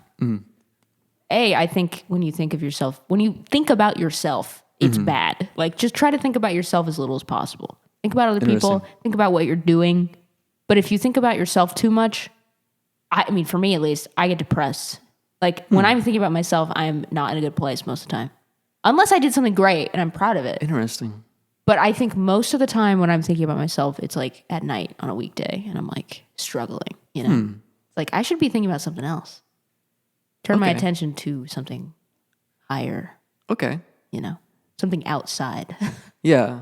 Self-reflection is good. I'm not saying never consider your actions or thoughts, but No, I like that because it's, I feel like, I mean, there's so much like discourse about that kind of stuff nowadays, but I think that is where a lot of like narcissism kind of comes from. It is thinking about oneself too much, but in a negative light. And I think it's possible to think too much about oneself in a positive light too. absolutely. Because I would say I definitely grew up under like a narcissistic household. So I think, thinking about myself too much is still a thing I need to like work on. I think it comes from being an introvert too, I think so. because you're alone a lot. Yes. Yeah. Yeah. Alone and not really having, because I was an only child and then I had a younger brother. I mean, I still have a younger brother. Shout out Colin. That's good. But and it was an interesting dynamic because it's again how much of that was me, and how much of that was the environment I grew up in. How much of that was my parents and Do you mean like how you think about yourself? Yeah, exactly. Like me modeling, like how my parents acted. Again, as like with that saying where you're the product of like the 5 people Yeah. you are like closest to, and it's very interesting to kind of think about that, especially growing up. And it's like, you know. Yeah, you don't get to choose those people, though. Yeah, exactly. They always make it like, oh, you got to choose the 5 people that are your environment. You don't always have that choice. You don't always have a choice. You know? You don't always have that choice. And like changing it isn't always an option, you know? So that's how I think I become, you know, at times overprotective of my energy, you know, becoming just locking myself in my room. Yeah. You know, like that. I've just had that happen so many times. And that's hard as someone Even as who an wants adult. to. Yeah. I mean, it's hard as someone who, like, I don't know how conflict avoidant you are. I'm assuming as a people pleaser, you probably are. Because sometimes people can be quite people pleasing in a polite way, but they're not they don't really mind a fight. You know, where like they'll be kind to you, but if something comes up, that's a disagreement. They don't really mind you bring it up. But there are other types of people. I myself, I was raised by people who are like very, I would say intellectual is a good way to put it. Like when we have any disagreement, it's very facts and logic, you know, like it's like Ben Shapiro destroys, like that's kind of so I, even as someone who's like hates conflict, like I sweat, I hate it so much. I'm actually pretty good at it, which is great, you know, because it means that I can even like in a workplace setting engage in things and not be too worried about it. But to decide you are not good for me. Yeah. And I really hate this conflict, but I'm going to endure it and take it on my shoulders as a people pleaser. Yeah. Because it really is a burden. And deal with that uncomfortableness. Because the trade-off is better for me. Yeah. Taking care of myself and being like, okay, this relationship is bad for whatever reason. Yeah. That is hard work. And it's hard to maintain. Absolutely. Because you have to continually say no sometimes. It is continuous. Yeah. Because people reach out. Yeah, I know, right? Yeah. Because it's like, well, at least you can't do it in real life, but that's why I keep my finger on the block button. Oh, sure, yeah. A lot of the time. I've gotten better about that, you know. I think historically, I am so conflict avoidant because I thought it was not productive. Yeah. Because with my parents, it was not productive. Sure, yeah. You know, it was like I tried to vocalize my feelings and then to be like, well, you have such a better life than I did when I was growing up, so why are you complaining? You know? Yeah, so which is like, great, what can I do with that? Yeah, thanks. I have a roof under my head and food. Yeah. I said under my head. Yeah, no, right? Yeah. I got a roof under my head. I'm going to make that into a lyric or something. That's not too bad. Yeah. But it's like, I'm not the only person who has had that experience. Certainly. Parentally. You know? Certainly. Because it's like, and it's not to discredit, my parents did have a very rough childhood. You know, they had, it is being like middle class is new for them. And, you know, growing up in this pretty well off, I mean, middle class Californian, so that's like generally more well off. Yeah, that's pretty well off. And it was new for them. And then it brought a whole different kind of pressure to the children. Because I listened to it in a podcast. I think it was about like attachment theory. That was talking about that. There's this unseen pressure that is on like the middle class because that is like the most risk. Oh, like, sure. Because usually if someone is born rich, the chances are they will be able to stay rich because it's really hard to fuck up that much. Or if they lose the money, they're less out of luck than someone who. If they're out of luck. Exactly. If you're out of luck. They're at zero. Exactly. Yeah. Because it's, that's one of those things has just been, you know, I've been working through and it's a new, you know, new thing. Like I feel like there's a new thing like every day. But I mean, you know, when it comes to expressing like gratitude, like this last relationship I had really healed a lot in me when it comes to actually bringing up issues. Oh, well, that's good. And actually being able to express. Well, that's good. That's good to hear. Jeez. Because I mean, because because I don't know. There's a combination of things, right? So I feel in a lot of like literature, if someone has like a specific trauma, for some reason they happen to just be magnetized to it. Maybe because it's familiar. Maybe because I don't know. The way I like to think about it too is like the way like your soul is like vibrating. It kind of brings these things that are in harmony, like as like in a similar way of like a music note. Like if you're vibrating at this certain frequency, the things that are going to harmonize with it might not necessarily be good for you. I think this is true because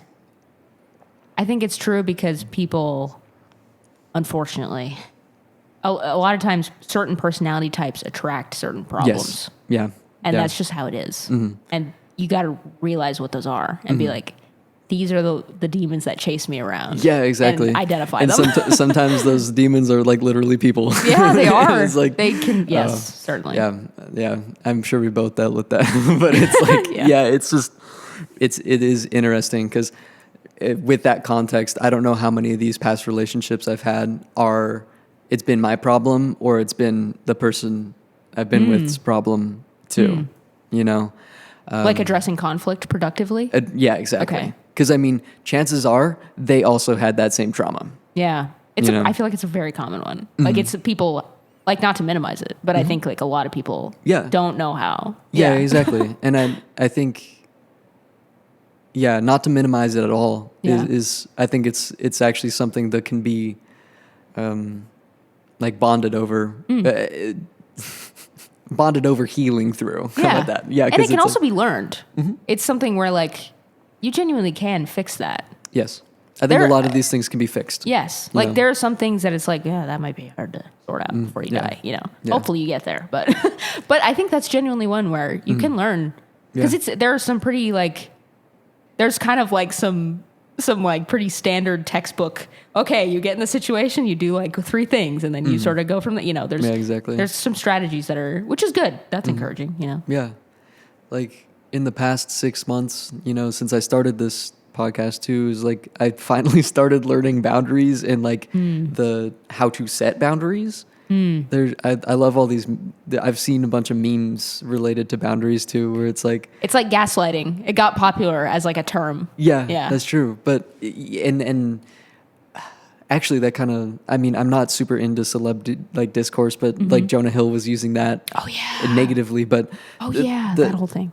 And that's not to discredit like setting boundaries, because setting boundaries are very important. Yeah. Because that is a thing that, like, setting a boundary is, hey, I actually want to continue this relationship with you.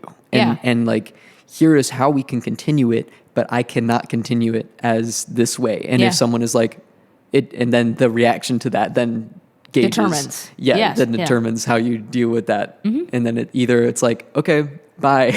or like. But that's the hard part for a people pleaser, right? Because someone who really doesn't mind what happens or what this person thinks of them. Yeah. Even after the relationship is over, thinking about what does this person think of me?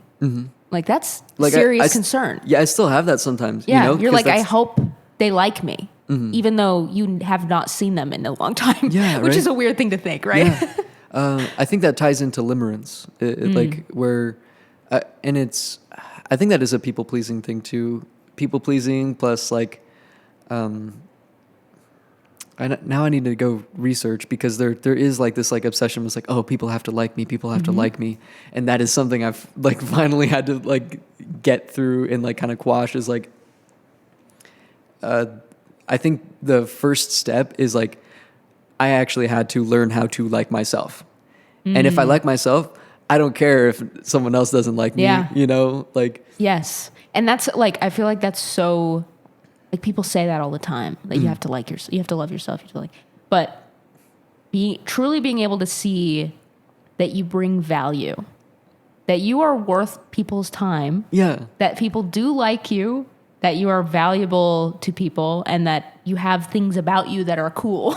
Yeah. You know, it's like hard to convince yourself of that sometimes, but knowing that and being like, okay, I know this list of things that I'm good at or I like. That make me unique, whatever it is. Because it could be like literally as simple as just being like, I'm good. Yeah. Like telling yourself that you're good. Yeah. I literally have value. Yeah, exactly. That isn't like, just like whatever I'm doing for this one person. Mm-hmm. That's, yeah. Yeah. Because it's, a lot of people value themselves as what they bring to other people. Which is classic people pleasing. Exactly. You said earlier, you said it makes you feel like a good person when you please other people, which I think is a really important part of it. Yeah. Because, I mean, that comes into music as well. Societally, it is, it's praised, it's encouraged to people please. Well, and I think too, like, even just more simply than that, we want to have a good reputation. Yeah. Humans just want to feel like we have That's true. There's a reason why the marketing strategy psychological trick maybe, of when you're trying to make friends with someone, ask them for help. Oh, yeah. Because, and not in a manipulative way, like genuinely. Exactly. Yeah, figure out something they can like, help you with and then ask them genuinely for help. It's a great way to make friends with people because people like to help other people, but there's an element of that that's slightly darker, that is people want to feel like they're good. Mm-hmm. But people can feel like they're good even when they're not. And you can also feel like you're a good person for things that don't make you a good person. Yeah. You know, we don't have the ultimate barometer of that in our heads. We don't have the compass built in. And so we can get fooled into thinking I'm a good person because I got an A. Yeah. That's not true. Yeah, you know? Exactly. Yeah. Or I'm a good person because I let this person, invade my space when they shouldn't have. Yeah. That doesn't make you a good person, That was probably one of the biggest learning things I had to learn with in my old band / with my roommates, old roommates, because it's that's coming. That the lowdown on that one. Yeah. So they were that whole thing is just like I didn't know how to set boundaries, and that led to me building up resentment. At the same time, what I just said right there is victim blaming. Oh, because you blame yourself for the resentment that you had? Yeah, blame myself for not having boundaries, for not knowing better. Oh, sure. Okay. Because I was also taken advantage of. Yes. Yeah. Because that's the other side of it. Yeah. Is like, I think I saw a TikTok discussing that kind of thing, where it's like, okay, why are people being shamed for being nice to people who would take advantage of them, rather than shaming the people who took advantage? You know? Sure. Yeah. Like that should be the thing that is problematic. Right? It shouldn't be a problem that you want to be a nice person. Sure. Yeah. Right? No, totally. Yeah. No, 100%. It does. Yeah. I mean, there's this whole idea of like, and it can get kind of rough, right? Because there are things that happen to you, and there are things that you can do about it, and there's also things that happen to you, and there's things that you couldn't prevent necessarily, or something that there's no way you could have known how to deal with because you didn't know at the time. And how much of the situation is your responsibility and how much is the person who's hurting you. That's true. There is a balance there. I think at a certain point, you do have to take responsibility for what you get yourself into. But if you don't know, if you never learned, if you have never been through this, how could you prevent it? Exactly. Yeah. Exactly. Yeah. And then I don't know if you've heard of this concept, but I very frequently think about the idea of generational trauma, where it's like maybe something I'm experiencing might not even be my own baggage. Like it might be baggage from, most easily recognizable would be baggage from one's own parents, but it might even be from generations before that. Like there are, like we were talking about earlier with the military, like it is literally multiple generations. There are people who have probably been in the U.S. military for like over or like generations, and have experienced traumatic things in the military. You know, there's so many military families, and not to discount, war is traumatic. It is deeply, deeply traumatic. Certainly. And then like we were saying, hurt people, but then those hurt people also somehow are in the military again. Yeah. And then it continues that cycle. And it's hard to see sometimes. And it's a thing that happens. And I think just the general awareness of it, the awareness is like half the battle, and then half the battle is there's a couple sayings that are half the battle, right? And then it's like 150, and ends up being 150%. Yeah, true. Yeah. But yeah, it's just it's one of those things that I think a lot of people haven't been super conscious of, and maybe for a reason. Like maybe the lack of consciousness has been encouraged a lot of the time, because it is so much more convenient to just not have to think about things. Certainly is. This is a class. This is the tale of the ideology. Right. This is, give me a worldview so that I can just, it's like one of those machines that you put a marble in and it comes out the other side, like a Rube Goldberg machine kind of thing. Yeah. Or, a vending machine where you put in some money and you get a soda out. It's like, you just get a big machine of an ideology and you just plop it down into your brain. And then you take a thought or an idea or a concept and you just stick it in the machine, and you don't have to think about anything. It just comes out the other end already formed, and you're That's good. True. No thinking. And sometimes it's a simpler machine, and sometimes maybe the machine, because the Rube Goldberg machine might seem a little more complex, but the soda machine is also hiding a lot of contraptions in there. That's true. In circuitry and all that. That is true. It's all that kind of stuff. But yeah, I think my life journey has involved a lot of building my own Rube Goldberg machine. Yes, you have to build it yourself. That's the true. thing. If you get it a store-bought one, you're a pawn. Yeah, it's like what we were talking about earlier with like the home decor, right? It's like if you get one pre-built, that's cool, I guess. It's fine. How does it fit you personally? Yeah, it's like it's a starting place, maybe. Yeah. It's like it's a great start. It's a great. So it's like you got a template. Okay, cool. You got a template house. Great, good for you. Yeah. Template brain. Template. Yeah, templates are important, but yeah, a lot of people. I feel like sometimes a template is built without the intention of expansion upon the template. Yes. No, yeah. That's a better way to put it, maybe, is that you can certainly start from an area. Yeah. There's nothing wrong with, that's what children's education is. That's why you teach them little Aesop's fables, little stuff that just is the little simple machine, and I don't even want to get into children's education. I feel like I'd get too upset. That's fair. Yeah. Yeah. That's one of my favorite, like, I don't know if this is a fun fact, depressing fact. I don't know. Not as long fun as it's fact. real. Well, yeah. I hope it's real. I've heard it from multiple sources, so I'm assuming it's real. But it's the fact that our education system was developed in Prussia by the Prussian military to create soldiers. That makes sense. And it was brought to the United States by military education, which is a big, everybody didn't go to school back in the day. Yeah. People worked jobs. Yeah. They were an apprentice to some tradesman or worked the family business farmers or whatever they did. Something. Yeah, farmers or whatever trades people did. Or maybe they went to law school, became a lawyer, whatever. But most people did not go to, a school like we think of now is a recent occurrence, and and military education, like going to military boarding school, was very common for young men.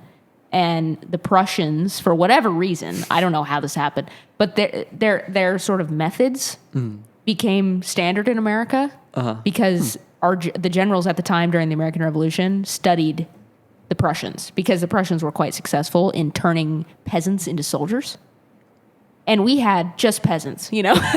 Interesting. And so they were like, how can we whip these people into shape? The military-industrial complex strikes again. It does. Well, to be fair, it worked great for the military. Yeah. I mean, it was great, you know, and we won the war, and great. I'm glad we did. But they then were like, well, this is school now. This is now, you know, elementary school. Why would you treat a 5-year-old like a soldier? Orders, it's all about top down. That makes sense. The learning, the way curriculum is devised, and the way that the whole idea of you're given something to learn and you learn it and you write it down and you take a test, and that whole thing is, and the way that you sit, kind of military. I mean, schools kind of are getting better at this, I think, over time, but just the idea of like rows of desks and a uniform and, you know, you're literally like 8 years old and there's a bell and then you walk outside. Out of your identity. Yeah. And you can't, like, you are a child and you have like 45 minutes of outdoor playtime in the day. That makes no sense. I can't. That makes no sense. I mean, that is so stupid, right? That all comes from Prussian. I don't know I'm not like, I don't know all the terms. I don't remember them, but. I haven't heard of that. I have what also seems to apply well, and I think probably for more modern schooling and more modern education, to me what seems is that it is trying to churn out like workforce. Right. That's that's what it turns out is people who do not know how to think. Yes. Yeah. That is what happened. And that is the opposite of what you want. Yeah. Exactly. You want to make people that know how to think, and the dichotomy. Wow, I can't speak. Dichotomy is producing people that, you know, you've taught what to think versus how to formulate a thought. That's the thing that is so kind of frustrating to me is like, in what world was it a good idea to teach people to not think? Right? Like, because I mean, in a military, in, you know, a top-down hierarchical system that we've got, you know, to keep the top people at the top. But like, that was never going to end well. You know, it's not going to end well. Yeah, I know. I know. It's not looking good, folks. Yeah, no, right. It's just like because the funny thing is, I mean, it's not kind of funny. It is kind of funny, but not like funny, haha. Funny, strange. Yeah, exactly. But ironically, somehow, no matter how hard they tried, class consciousness is on the rise. You know, people are becoming more and more aware of just the general injustice of the world. Yes. Thank you, Internet. No matter how hard, like, the suppression beams are, I don't even know. It's just like... I know. It's interesting, right? Yeah. Somehow... It can't be stopped. Somehow it can't be stopped. I think... And that's kind of... To me, that's interesting. To me, that's cosmic.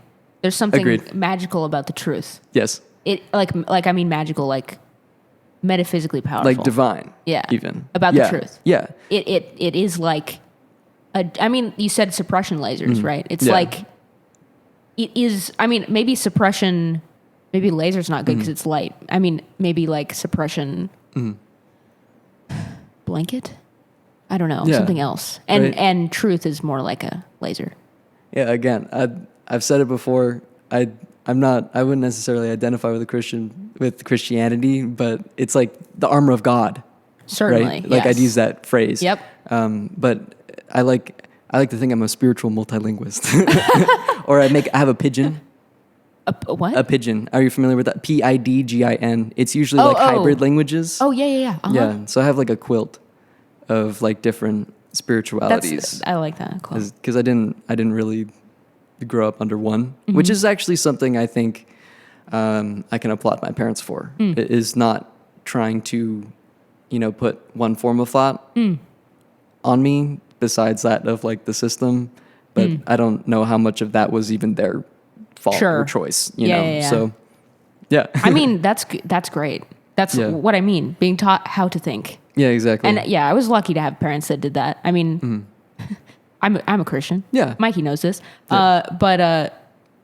But my parents, like I said earlier, quite intellectual people, and they had a lot of very strange experiences growing up. that, I mean, I could explain. I don't know if I want to like spill their tea, you know, but to, you know, quote the podcast title, but they always did this with my assignments.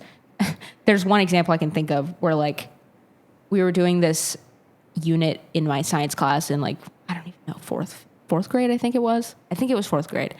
And it was about environmentalism, I remember. And just to say, I am very pro environment. I love nature. Okay. So just to say that. But the presentation topic was basically pick an environmentalist cause and create a presentation supporting it, which I already hate that because it's telling you to support something. That is one of those things too, where it's like, it's like shooting yourself in the foot. Well, you're not teaching the kid how to decide anything. Yeah. You're saying, go look up things people support and pick one randomly. Yeah. Right? And that's how so many people operate now as adults, that they're on Twitter and they see things that people say, support this thing. Yeah. And they're like, okay. And that's the end of it. Yeah. Right.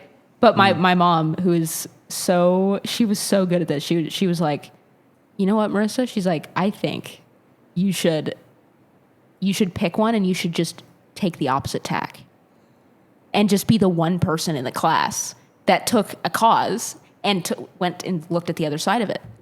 And she's like, I'm not going to tell you which one, but just think about doing that. And I wasn't required to. Thinking critically. Yeah. Right. That is one of those things that is important, because there's actually, with a lot of causes like that, you know, nonprofits are like, so like, some of the shadiest organizations. It's very easy to take advantage of a nonprofit. You know? Very easy. So yeah, exactly. But that's not taught in school. No. You know, but no, it's kind of funny. I don't think I'll say that on recording. That's okay. I gotta go to the bathroom real quick. Okay, go for it.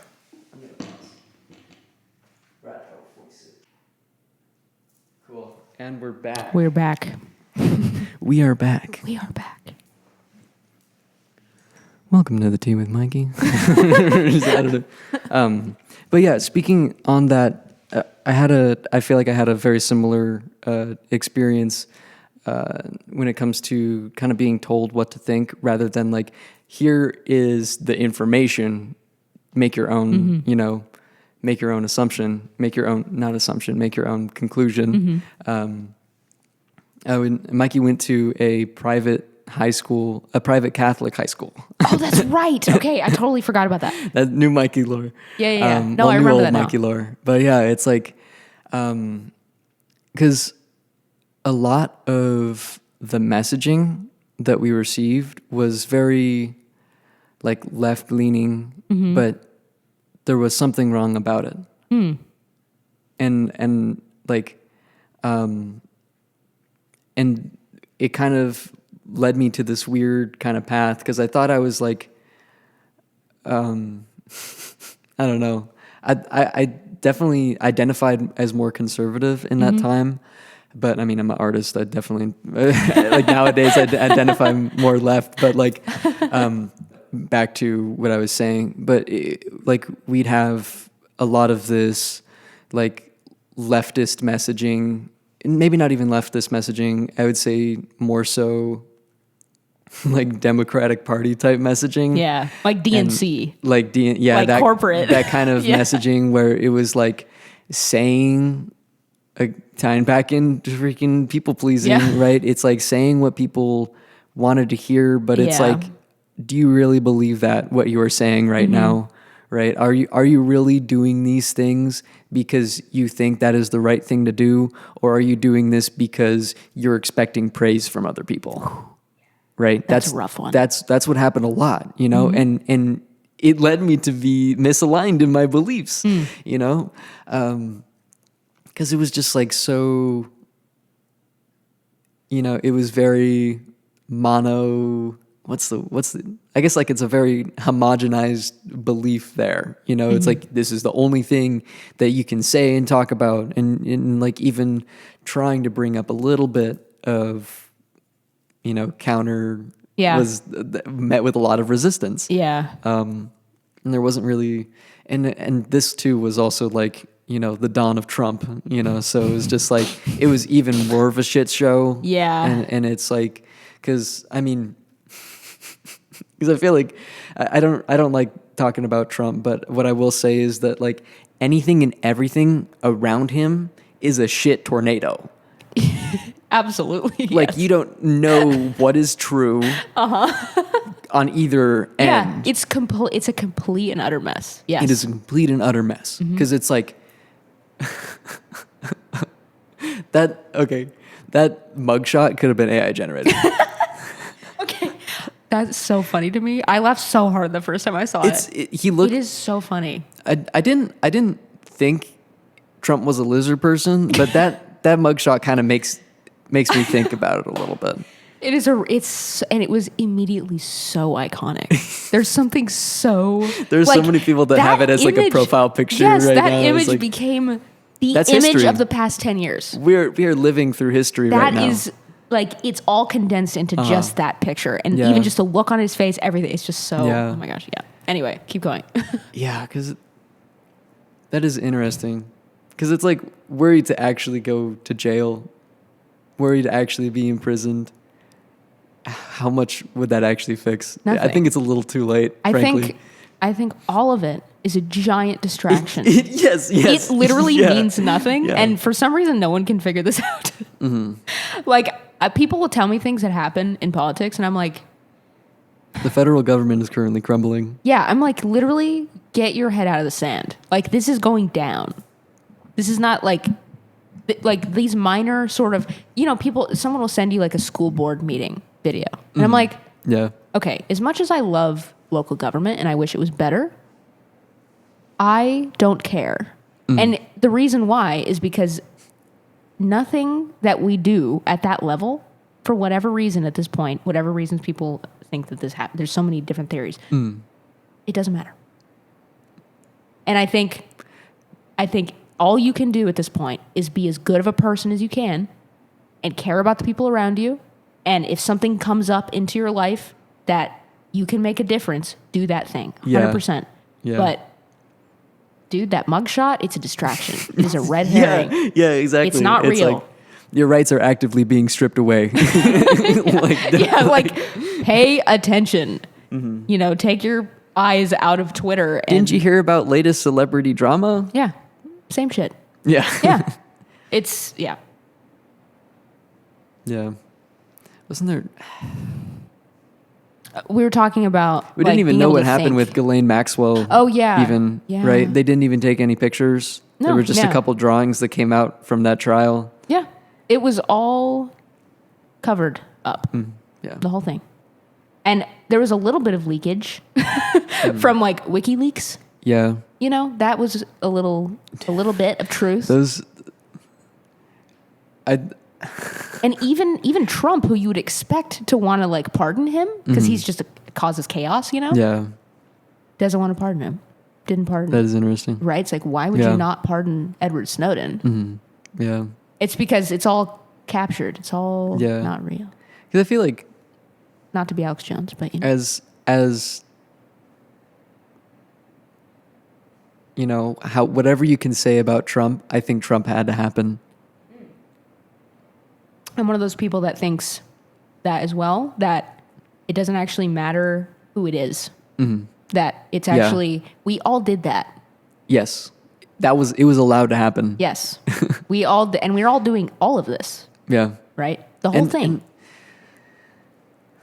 But at the same time, like we were saying, how much of the responsibility is on the individual? I don't want to put the... It's hard to say. Because that's what it is all the time. It's like, oh, put the blame on the common individual. No. The common individual has, you know, never really held power in this country. This country is built on the foundation of slavery, you know? Like, and as soon as people weren't able to enslave other humans, they, you know, created a loophole for it. You know, like people in prison can still do, you know, unpaid labor and like... Wow, that's true. Yeah, and it's like, just pay them less than, I Yeah. don't know, just pay them a fraction of what is actually a living price, so the rent is a majority of what they make. So all they can focus on is the house, the roof there under, Sure. Yeah. Right? I mean, yeah, I think, yeah, I'm somewhat of like on the whole count of like how much power has the common person had. Obviously slavery is a huge blight on human history. Yeah. Not isolated to just the United States. Oh, yeah. It's the That's world one of those over. things too, because it's like I feel like there's like a magnifying glass on U.S. slavery, but like there is some. I don't know why that is. I feel like it's kind of because U.S. culture kind of took over the world. U.S. in a culture way. does kind of like U.S. exports a lot. It of exports culture. so much, and people like it a lot. I think it's just there's a Yeah. lot to U.S. culture that because we are so multicultural. I feel like it's relatable That's to a lot of true. people. That's true. There's something very exportable about like food that's here and Yeah. whatever music. Yeah, just the wide variety.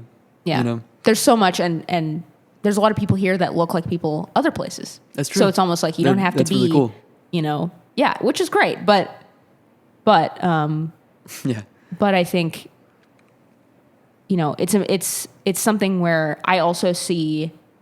I'm someone who really actually admires the original goal of the country, and I think it's interesting to study the origins of the United States because it has become so politicized, and people have huge disagreements about this, about what it was actually founded on, all this stuff. But I think actually a lot of the values were correct that were originally obviously not slavery. Yeah. I'm talking about like the fact that the individual is the most important. Like giving unit. the individual rights. Yes. Actually giving people Giving rights. people rights. The like whole that kind idea thing, of being governed. Yeah. The people governing themselves.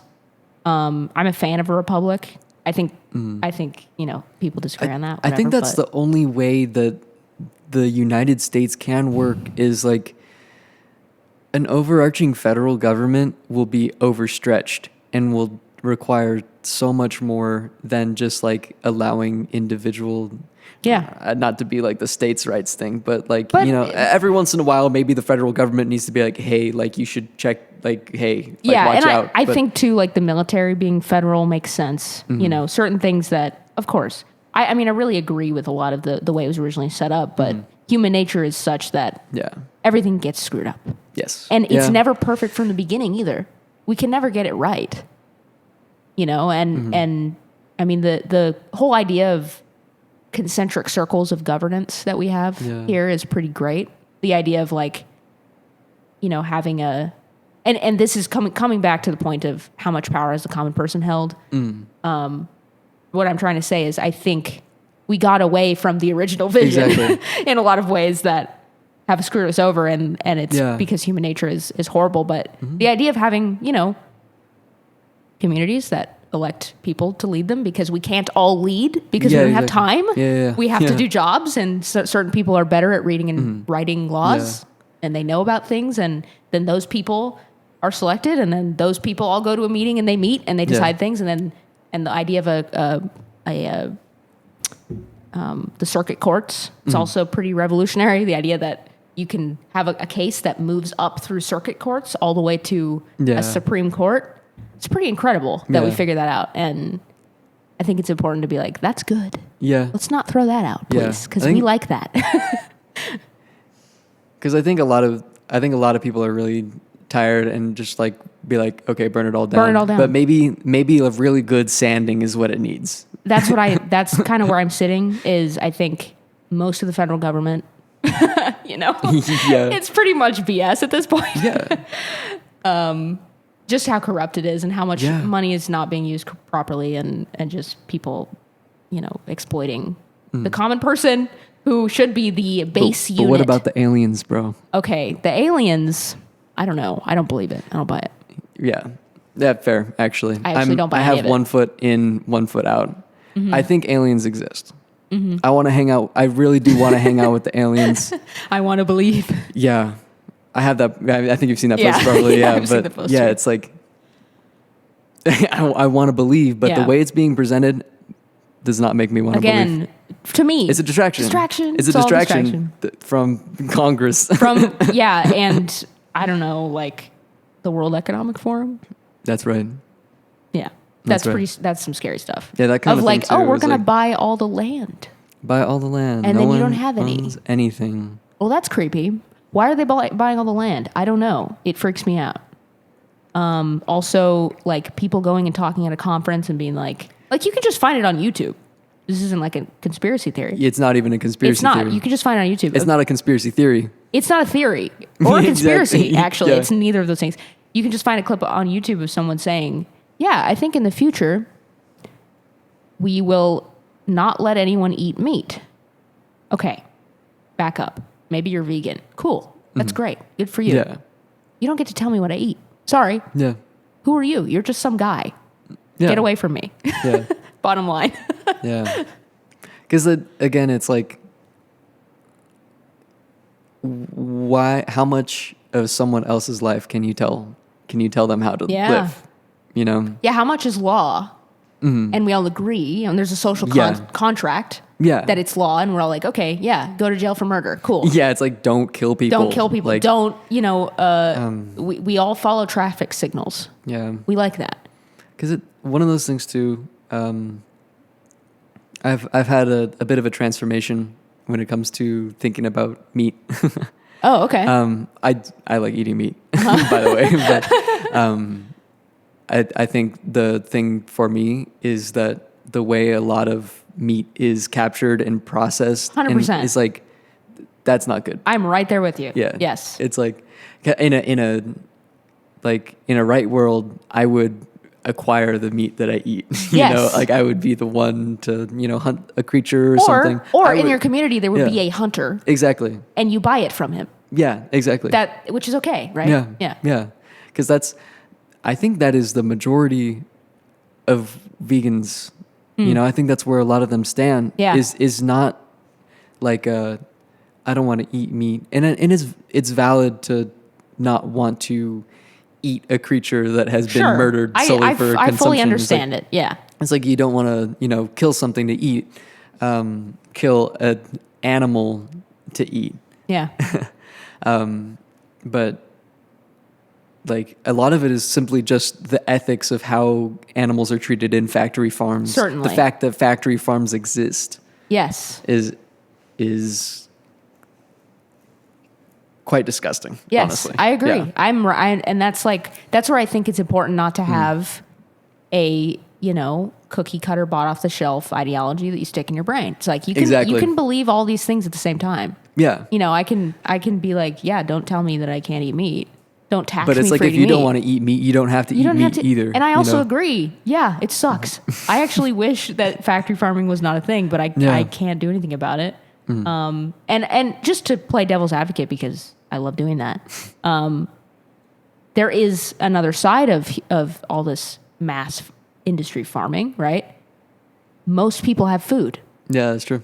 Yeah. And it's like, look, I hate GMOs, okay? It's like the absolute density of food production is kind of crazy. Yeah. I mean, the amount of food we have in this country is more than Canada even. Yeah. Canada is a civilized place, okay? But we have more crap, more options than anywhere else because of this. And, people, you can say, oh, well, now everybody has too much food. You can make an argument, but. And then with that too is like the amount of people that go hungry with the amount of food that is produced. Yes. Is like. It's sad. Yeah. It's upsetting. That's a frustrating fact for sure. Yeah. But the amount of people who are going hungry has massively decreased. Yeah. Like we have ended hunger in a lot of places because of factory farming, because of genetically modified corn and all these crazy things. Yeah, I'm honestly not anti-GMO either, because I think when it comes to the problems with GMOs is more so like we have modified this thing to be resistant to some of the most nasty chemicals you can make that kill everything except this one corn. I know. Yeah. And I have a little theory as well that kind of goes with GMOs, which I don't know if anyone would find this interesting, but because I have food allergies, I was born, not pretty much born. Yeah, like, I mean, I don't know if I was born with it because I didn't eat as soon as I was born, but pretty much born with not being able to eat milk, casein, lactose. And so many people are not able to digest gluten, random foods, like someone will be like allergic to strawberries and you're like, well, how did that happen? You know? And grain is such a staple in the human diet throughout time, like making flour and making bread. That's so essential. Yeah, that was like... That's like first food, you know? That's fundamental, like just starting to like settle civilized life. Like we have a campfire and we're like, we have like a loaf of bread, you know? And so I have a theory that the food has been modified to the point where people are no longer able to eat it. That makes sense. And it's causing weird genetic problems. And so much happens when a baby is in the womb. Yeah. Like that's true. What you eat and what you ingest and what you're around really affects the environment. Yeah. And so I'm like, I bet there's something to like what we've done to the food has made people absolutely have problems. Yeah, like whatever hormones were fed to the cows or something like that, or like I think a lot of challenges when it comes to processing grain can actually come down to like what chemicals were used when growing these grains. I feel like that's actually that's a thing that I've noticed, that there's a phenomenon where people, Americans like who are maybe not necessarily like, I think it's celiac. They have like celiac, but maybe are like a little gluten intolerant, go to like Italy or something and then have all this, like flour-based food and not have a problem. No problems. Yep. Very common. And it's like really weird. Really weird. And you also have people like my dad developed, he doesn't have celiac, but developed gluten intolerance late in life. Which again makes no sense, right? Like why what? Exactly. What is the mechanism there? You could say, oh, like, people get older, things start failing, whatever it is. He's a healthy guy. Yeah. He's a very healthy guy. There's no reason why this would happen, right? So, but I mean, it's interesting, bringing it back to Christianity. That is something that happened after sin entered the world at the fall of man. Interesting. That's when people started eating animals. Because it kind of just sounds like the way it's written, shit got real. Like things started going downhill and we couldn't just eat the plants and the fruits. And then we had to eat meat. Because over farming really takes all the nutrition out of the soil. It does. And that's what happened in the Great Depression. Yeah. And if there's no nutrients for the plants in the soil, the food you eat from the plants doesn't have any nutrients for you. So that's kind of interesting. It is, right? You got to have a respect for it. Interesting to think about it. Yeah. Yeah. And I always feel like, too, like what you said, if a hunter got the meat, it's okay. It's because you have to respect the thing. Yes. To like foster it and to know when the deer are mating and know when to leave them alone and know how the population is affected by the predators in the area. And there was really great rain this year, so there's lots of plants they can eat, so they'll be here for me, to eat. And how the Native Americans would follow migration patterns. There's so much respect and love in that. Exactly. And there's none of that anymore. I think that's what it is, right? I think there has to be like respect and love. And it was like if I were to kill an animal, I'd be like, hey, like, thank you. Yeah. Like legit. Like that, it sounds silly, but it's like, no, like, thank you for like this meat. Yeah. Like, sorry I had to kill you, but like, we will make sure you will do respect to you by putting you to good use. Yeah, exactly. And that's how a lot of hunters feel, I feel like real hunters now, they love animals. And, I mean, this is like a Joe Rogan fact, but, but a lot of hunters actually fund nature conservancies because they're the ones who volunteer to go control populations, and they pay tons of money to be able to go kill these animals because they love hunting. Yeah. And it's an ancient human art, and they're the ones propping up the environmentalists. Yeah, because I feel like a lot of hunters, it is like something that is prided among hunters is like, I am able to kill an animal quickly and as painlessly as possible. Yeah, 100%. Like that is the goal. Yeah. Yeah. You're like upset if you hit it in the leg, it's like you failed. Yeah, exactly. Yeah. It's like, bro, come on. Like literally just, Yeah. End it. Yeah, exactly. And there's also like, okay, the animal's going to get killed. Also, it is going to die at some point. So there is something that's like, if it's a natural predatory environment where you're a human with sort of equal tools and you're on your 2 feet and it's an equal playing field and they're fast, but you have a gun or whatever it is, that's a fair fight, you know? It's like, okay, cool, we did it. It's balanced. Because all things considered, humans are pretty squishy. They are. Like, we don't have any armor. There's not much, but I guess that's kind of the trade-off. It is. We got the brains and none of the physicality. I do want to believe that like elephants are also really intelligent. They like, we just don't communicate in the same way. We can't speak to them. Exactly. It's like, but they are very smart. They seem to be incredibly intelligent. A lot of ocean animals too. Yeah. Dolphins, whales. I know, and there are some whales that are like super old too. Yeah, which that's freaks true. Me out. Like hundreds of years old. Yeah, and I'm like, oh my, what do they know? There are whales that were probably alive during like whaling. I mean, whaling was still a thing, but like while it was like a worldwide thing. Moby Dick times. Yeah, exactly. Yeah. Where it was like kind of a normal, acceptable thing to do to go like kill a whale. I know. It's interesting how that changes. I know, right? Yeah. But people, I mean, things were rough back then. People didn't know. That's true. I guess they didn't even know what was on the other side. On the other side of the ocean, they didn't know. You know, they didn't know how big it was. They didn't know how many whales there were. They didn't know that other creatures had feelings. No, or at least didn't want to accept it. I think even if they did, there was no sense of where the end was. So I think especially if you're like trying to survive, and there's some element of trophy hunting. You know, it's just like it's a big animal, kill it for sport. But also, whales are very useful. Oh yeah, like whale blubber is super valuable. Yeah, because of the properties of it. So there's some element of just like we're trying to survive. This is great fuel, and it can also be used for food. And whale bone, super useful. So you know, can kind of have some empathy for the past a bit. Put to use at the very least. It was. Like, it's like, oh yeah. I mean, people. That's one thing that I think is important to remember as a modern human with all these modern conveniences is like we're the same. That's true. We've been the same for a long time. Yeah, for a very long time. I think there's a lot of looking back on the past with this elitism, with this, well, if I was in that scenario, I would have done it better. Yeah. It's like, actually, it's like, statistically speaking... I wasn't going to hunt the whales, but it's like, it wasn't really an option to not hunt whales at the time, as far as I know. Or even like, you know, people will be like, well, if I was in Germany during World War II, I would have been a good guy. But then they go rat out their neighbor to the HOA. Yeah, exactly.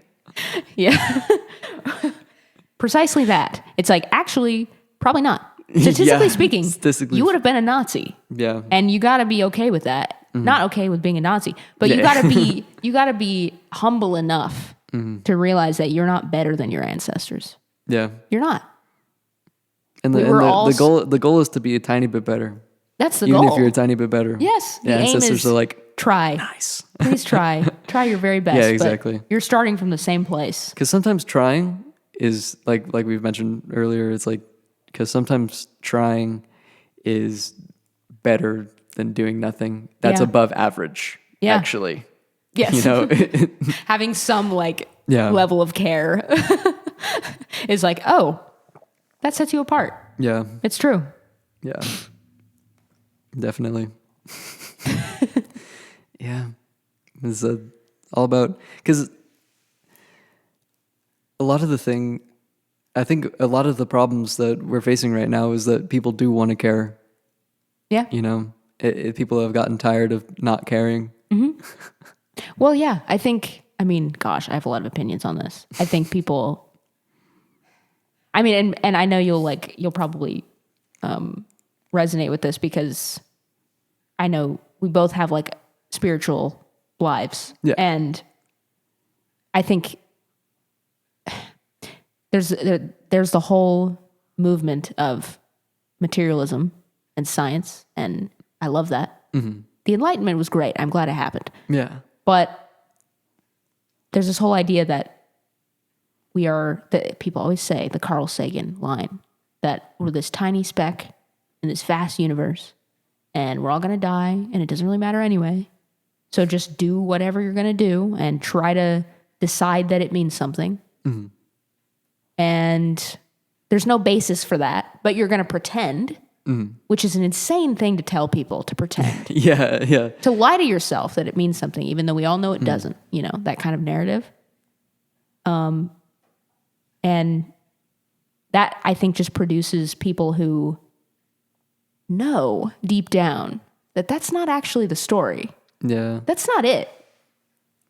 But they don't know what to do with all this feeling and care and meaning they feel. Yeah. They don't know where to put it because it's all just, well, you're just making it up in your head. That's just chemicals. Yeah. Because the default nature is people want to feel things, and feeling is good, right? It's like that's actually a good thing. That's a built-in feature, by the way. Yeah, that's actually not a bug. Yeah. Yeah. Because I feel like that's how it's been treated a lot of the time,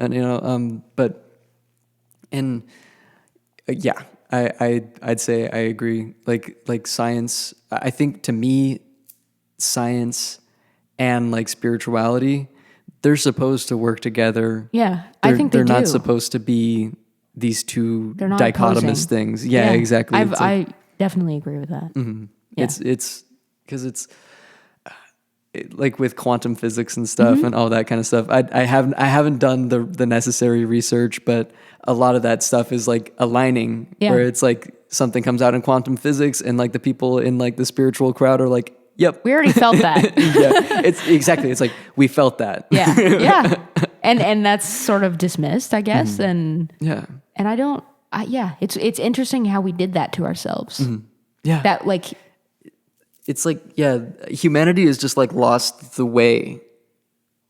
Yeah. Somehow. Yeah. Right. And there's so many explanations. For why that is. It's really a choose, like, okay, which one do you think? Rather than a single. Then did definitive. it happen? Yeah. It's like, what do you think caused, like, I think it's funny, the idea that we talked ourselves out of finding meaning in life. That we like, somehow, it's the tyranny of the intellect, right? It's like you literally ruined it for yourself by overanalyzing. And also just stripping away things that give you the feeling of meaning by saying, well, it was all in my head. It's like, okay, why does that make it less? Yeah. Like, I feel like the human mind is such a mysterious thing. Yeah. Such an important system. Yeah. And it's what produced all of what's around us, which is extraordinary. Yeah. So there must be something to that. Yeah, exactly.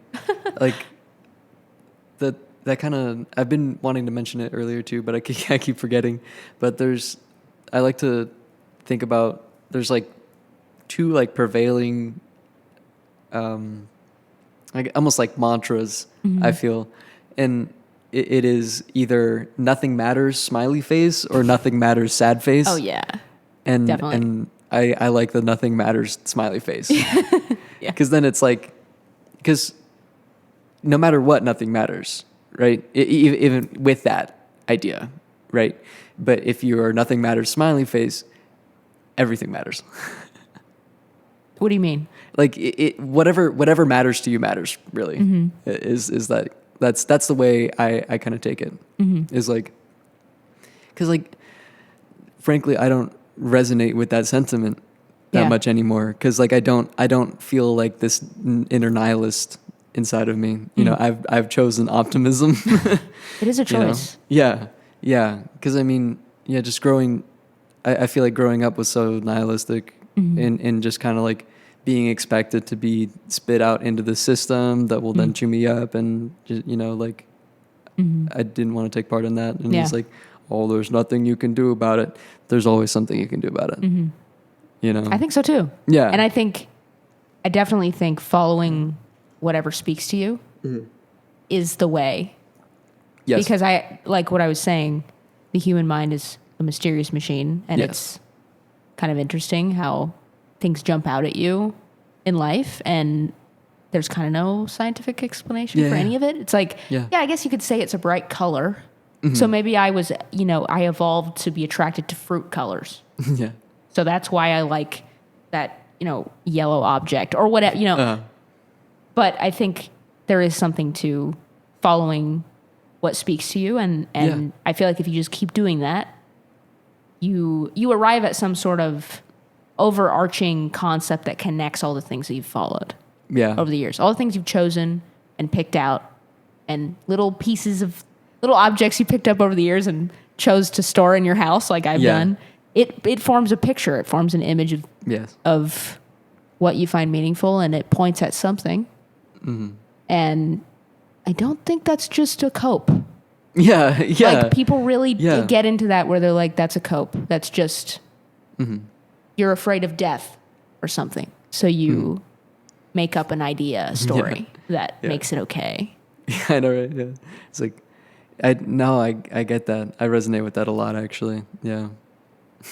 I don't know about you. I don't find myself afraid of death so much. Me neither. Yeah, I was literally just going to be like, I do not fear death. Yeah, I don't. I'm really not. I'm not. Like, it's not something I worry about because I feel like I have so much that I know is meaningful. Mm-hmm. Yeah, exactly. It's like you really should maybe only fear death if you didn't live an authentic life. Yeah, and if you never allowed yourself to follow that spark, then I would be scared. Yeah. Sure. Yeah, exactly. And I think that's why a lot of people fear death. And and that's not to say that everyone has that same reason. Yeah, of course. Yeah, because it's like, oh, I didn't even get to start living my life yet. And it's like, okay, then what was the past 80 years? Yeah. Like, yeah. You had the opportunity, that's what I'm trying. I'm trying to live my life right now. Right. I'm trying to live my life, Yes. and everyone should try to live their own life, Yes. And yeah, it's just so, I don't know. It's funny how I just think it's funny how humans get can so caught up in it. Yeah. Yeah. We wrote a bunch of books saying something else. Yeah. Have you heard of Gnosticism? Are Yes. you semi-familiar with Gnosticism? So it's kind of like that. I'm peripherally aware of what it is. But that kind of ties in the whole like humanity having lost its way, right? Like this I guess like reality or whatever is formed by the deceiver or like where it's not necessarily like the quote unquote like good guy or whatever. Yeah. It ties in a lot with like the Matrix. I think that's a vocabulary that's probably much more palatable for a lot of people nowadays, where it's like, oh yeah, the Matrix was built by like the machines to keep people from breaking out of breaking out and doing their thing. Yeah. Just keep people distracted. People distracted. The aliens, bro. The aliens. Did you see Trump's picture or whatever? Like the totally. Like what's something else? I don't even know. But yeah, you know what I'm saying. Yeah. But yeah. Yeah, and I feel like that conversation has been happening for so many years now. Mm-hmm. Yeah. Like that same idea of like Pink Floyd, like another brick in the wall. Yeah, that whole, like, that's true. It's not new. We've been talking about this for new. like 50 years probably. It's been in the public consciousness. And yet we sort of have only gotten deeper into it. I think in some ways it's like gotten deeper into it, and in others it has just become I had the imagery of like a piece of paper like flapping, like the like kind of like that's how a lot of it feels nowadays. Where it's just like thin, hollow. Like that's how I feel about like the government too. It's like it's like Santa Claus. It only exists if you really believe in it. Yeah. And I feel like there's not much belief in it. Yeah. It's definitely fallen apart.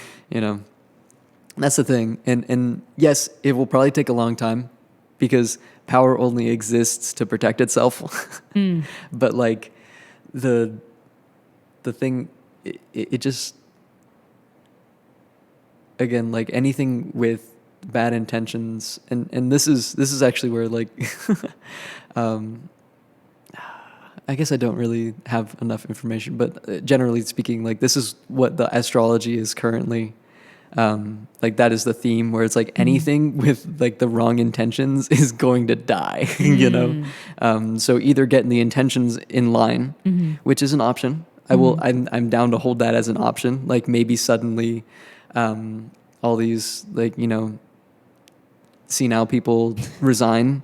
Sure. And allow maybe some younger people who can think clearly into the government and know where they are at all times. Exactly. Yeah. And yeah, like maybe that's an option. Yeah. You know, like Mitt Romney just not stepped down, but he's not running for Really? re-election. I didn't know that. Yeah. Oh my gosh. That's shocking to me. Right. Because a lot of people were commenting on it. It was like, Mitt Romney saying things I agreed with was not on my bingo card for this year. You know, it's like, I know. Yeah. Because it was just for basically those reasons where it's like, that is one of the major problems is that there is a massive generational disconnect between the people in our government and the people who are living in the country right now, you know? And it's, because there's, I think I'll hold the option for things being fixed. I do too. You know, like, okay. Because that's a preferable option. It's but it's also like, there's this whole idea that when you go from being a child and being naive to being a teenager and being a cynic, you know, you kind of teen angst, you're like, exactly. Everything sucks. And then once you mature, hopefully at some point you mature right. and you become a realist. And I think a realistic optimism is probably the best way to be because you're still aiming up. But you're not, castles in the sky ridiculous, right? Yeah. And there's kind of this idea that like, and you see like the different levels of where people are at on that scale and the moral value associated. Yeah. I like this idea that like people who are cynical oftentimes are like elitist about being cynical. They're like, I know everything sucks. Yeah, the same kind of people that are like, oh, that's just a cope, bro. Yep. And it's like, it's okay, like the black pill. Like, you're so enlightened. Yeah, that you you're know depressed, all the secrets. Like, It's usually just, you're sad. Yeah, exactly. It's like, maybe you need a hug. Yeah, and people get that way after losing their innocence, sort of, through childhood. And it's kind of a normal canon event to be a little upset, a little goth. Yeah. You go through your edgy music phase when you're a teenager. And then eventually you sort of come out of it and you realize, actually, that's not the last step. Yeah. The last step is not, there's like the stereotype of like the 13-year-old atheist on like Reddit, just like destroying all the religious people in the, it's like, that's not the last step is some sort of middle ground. Yeah, exactly. And optimism is not, but the other side of that is what I was trying to say is optimism is not naivety, right? Like, being naive is considered like, you're weak and you don't know anything and you don't have all the facts and you're sort of living in a haze of a blissful ignorance sort of thing. But that's not what optimism is. It's not pretending. It's just aiming and hoping. Yeah. That's all. Exactly. Yeah. Like having faith. Yeah. Even. Which, faith, yes. Yeah, exactly. Yeah. Because it's like it's just so, I definitely had like a nihilist phase, again, it's probably something a lot of people go through, but, and it's not to say that I have completely forsaken it, because I think a little bit is all right? The realism side of it. Yes. Very important detail. Because I've absolutely love the imagery of the yin yang. That's a great. Yeah. Yes. Because it's like, I feel like that is life. There's like there's that light side of things. And within that light, there's a little bit of dark. And on the opposite of the light, there is the dark with a little bit of light in it. And like those two things both exist, and they exist in balance, So it's like that, maybe you're born in light, you go through the angst phase in the dark, and then as you mature, you see the whole. You end up with the whole circle. Yeah. Yeah. Yes. Yeah. That's cool. Yeah. I think that's a pretty good point to How end long? it on. I have no idea how long I think this we've been has going for over 2 hours. So let's go. This is one of the longer ones. Let's go. 2:30. We might trim it a little bit, but yeah, we'll see. Yeah, the beginning was a little chaotic. It's all good. Yeah, that's okay. Again, it's all about kind of finding that flow. Yeah. So I can talk for so long. Yeah, So this yeah. is a good format for me.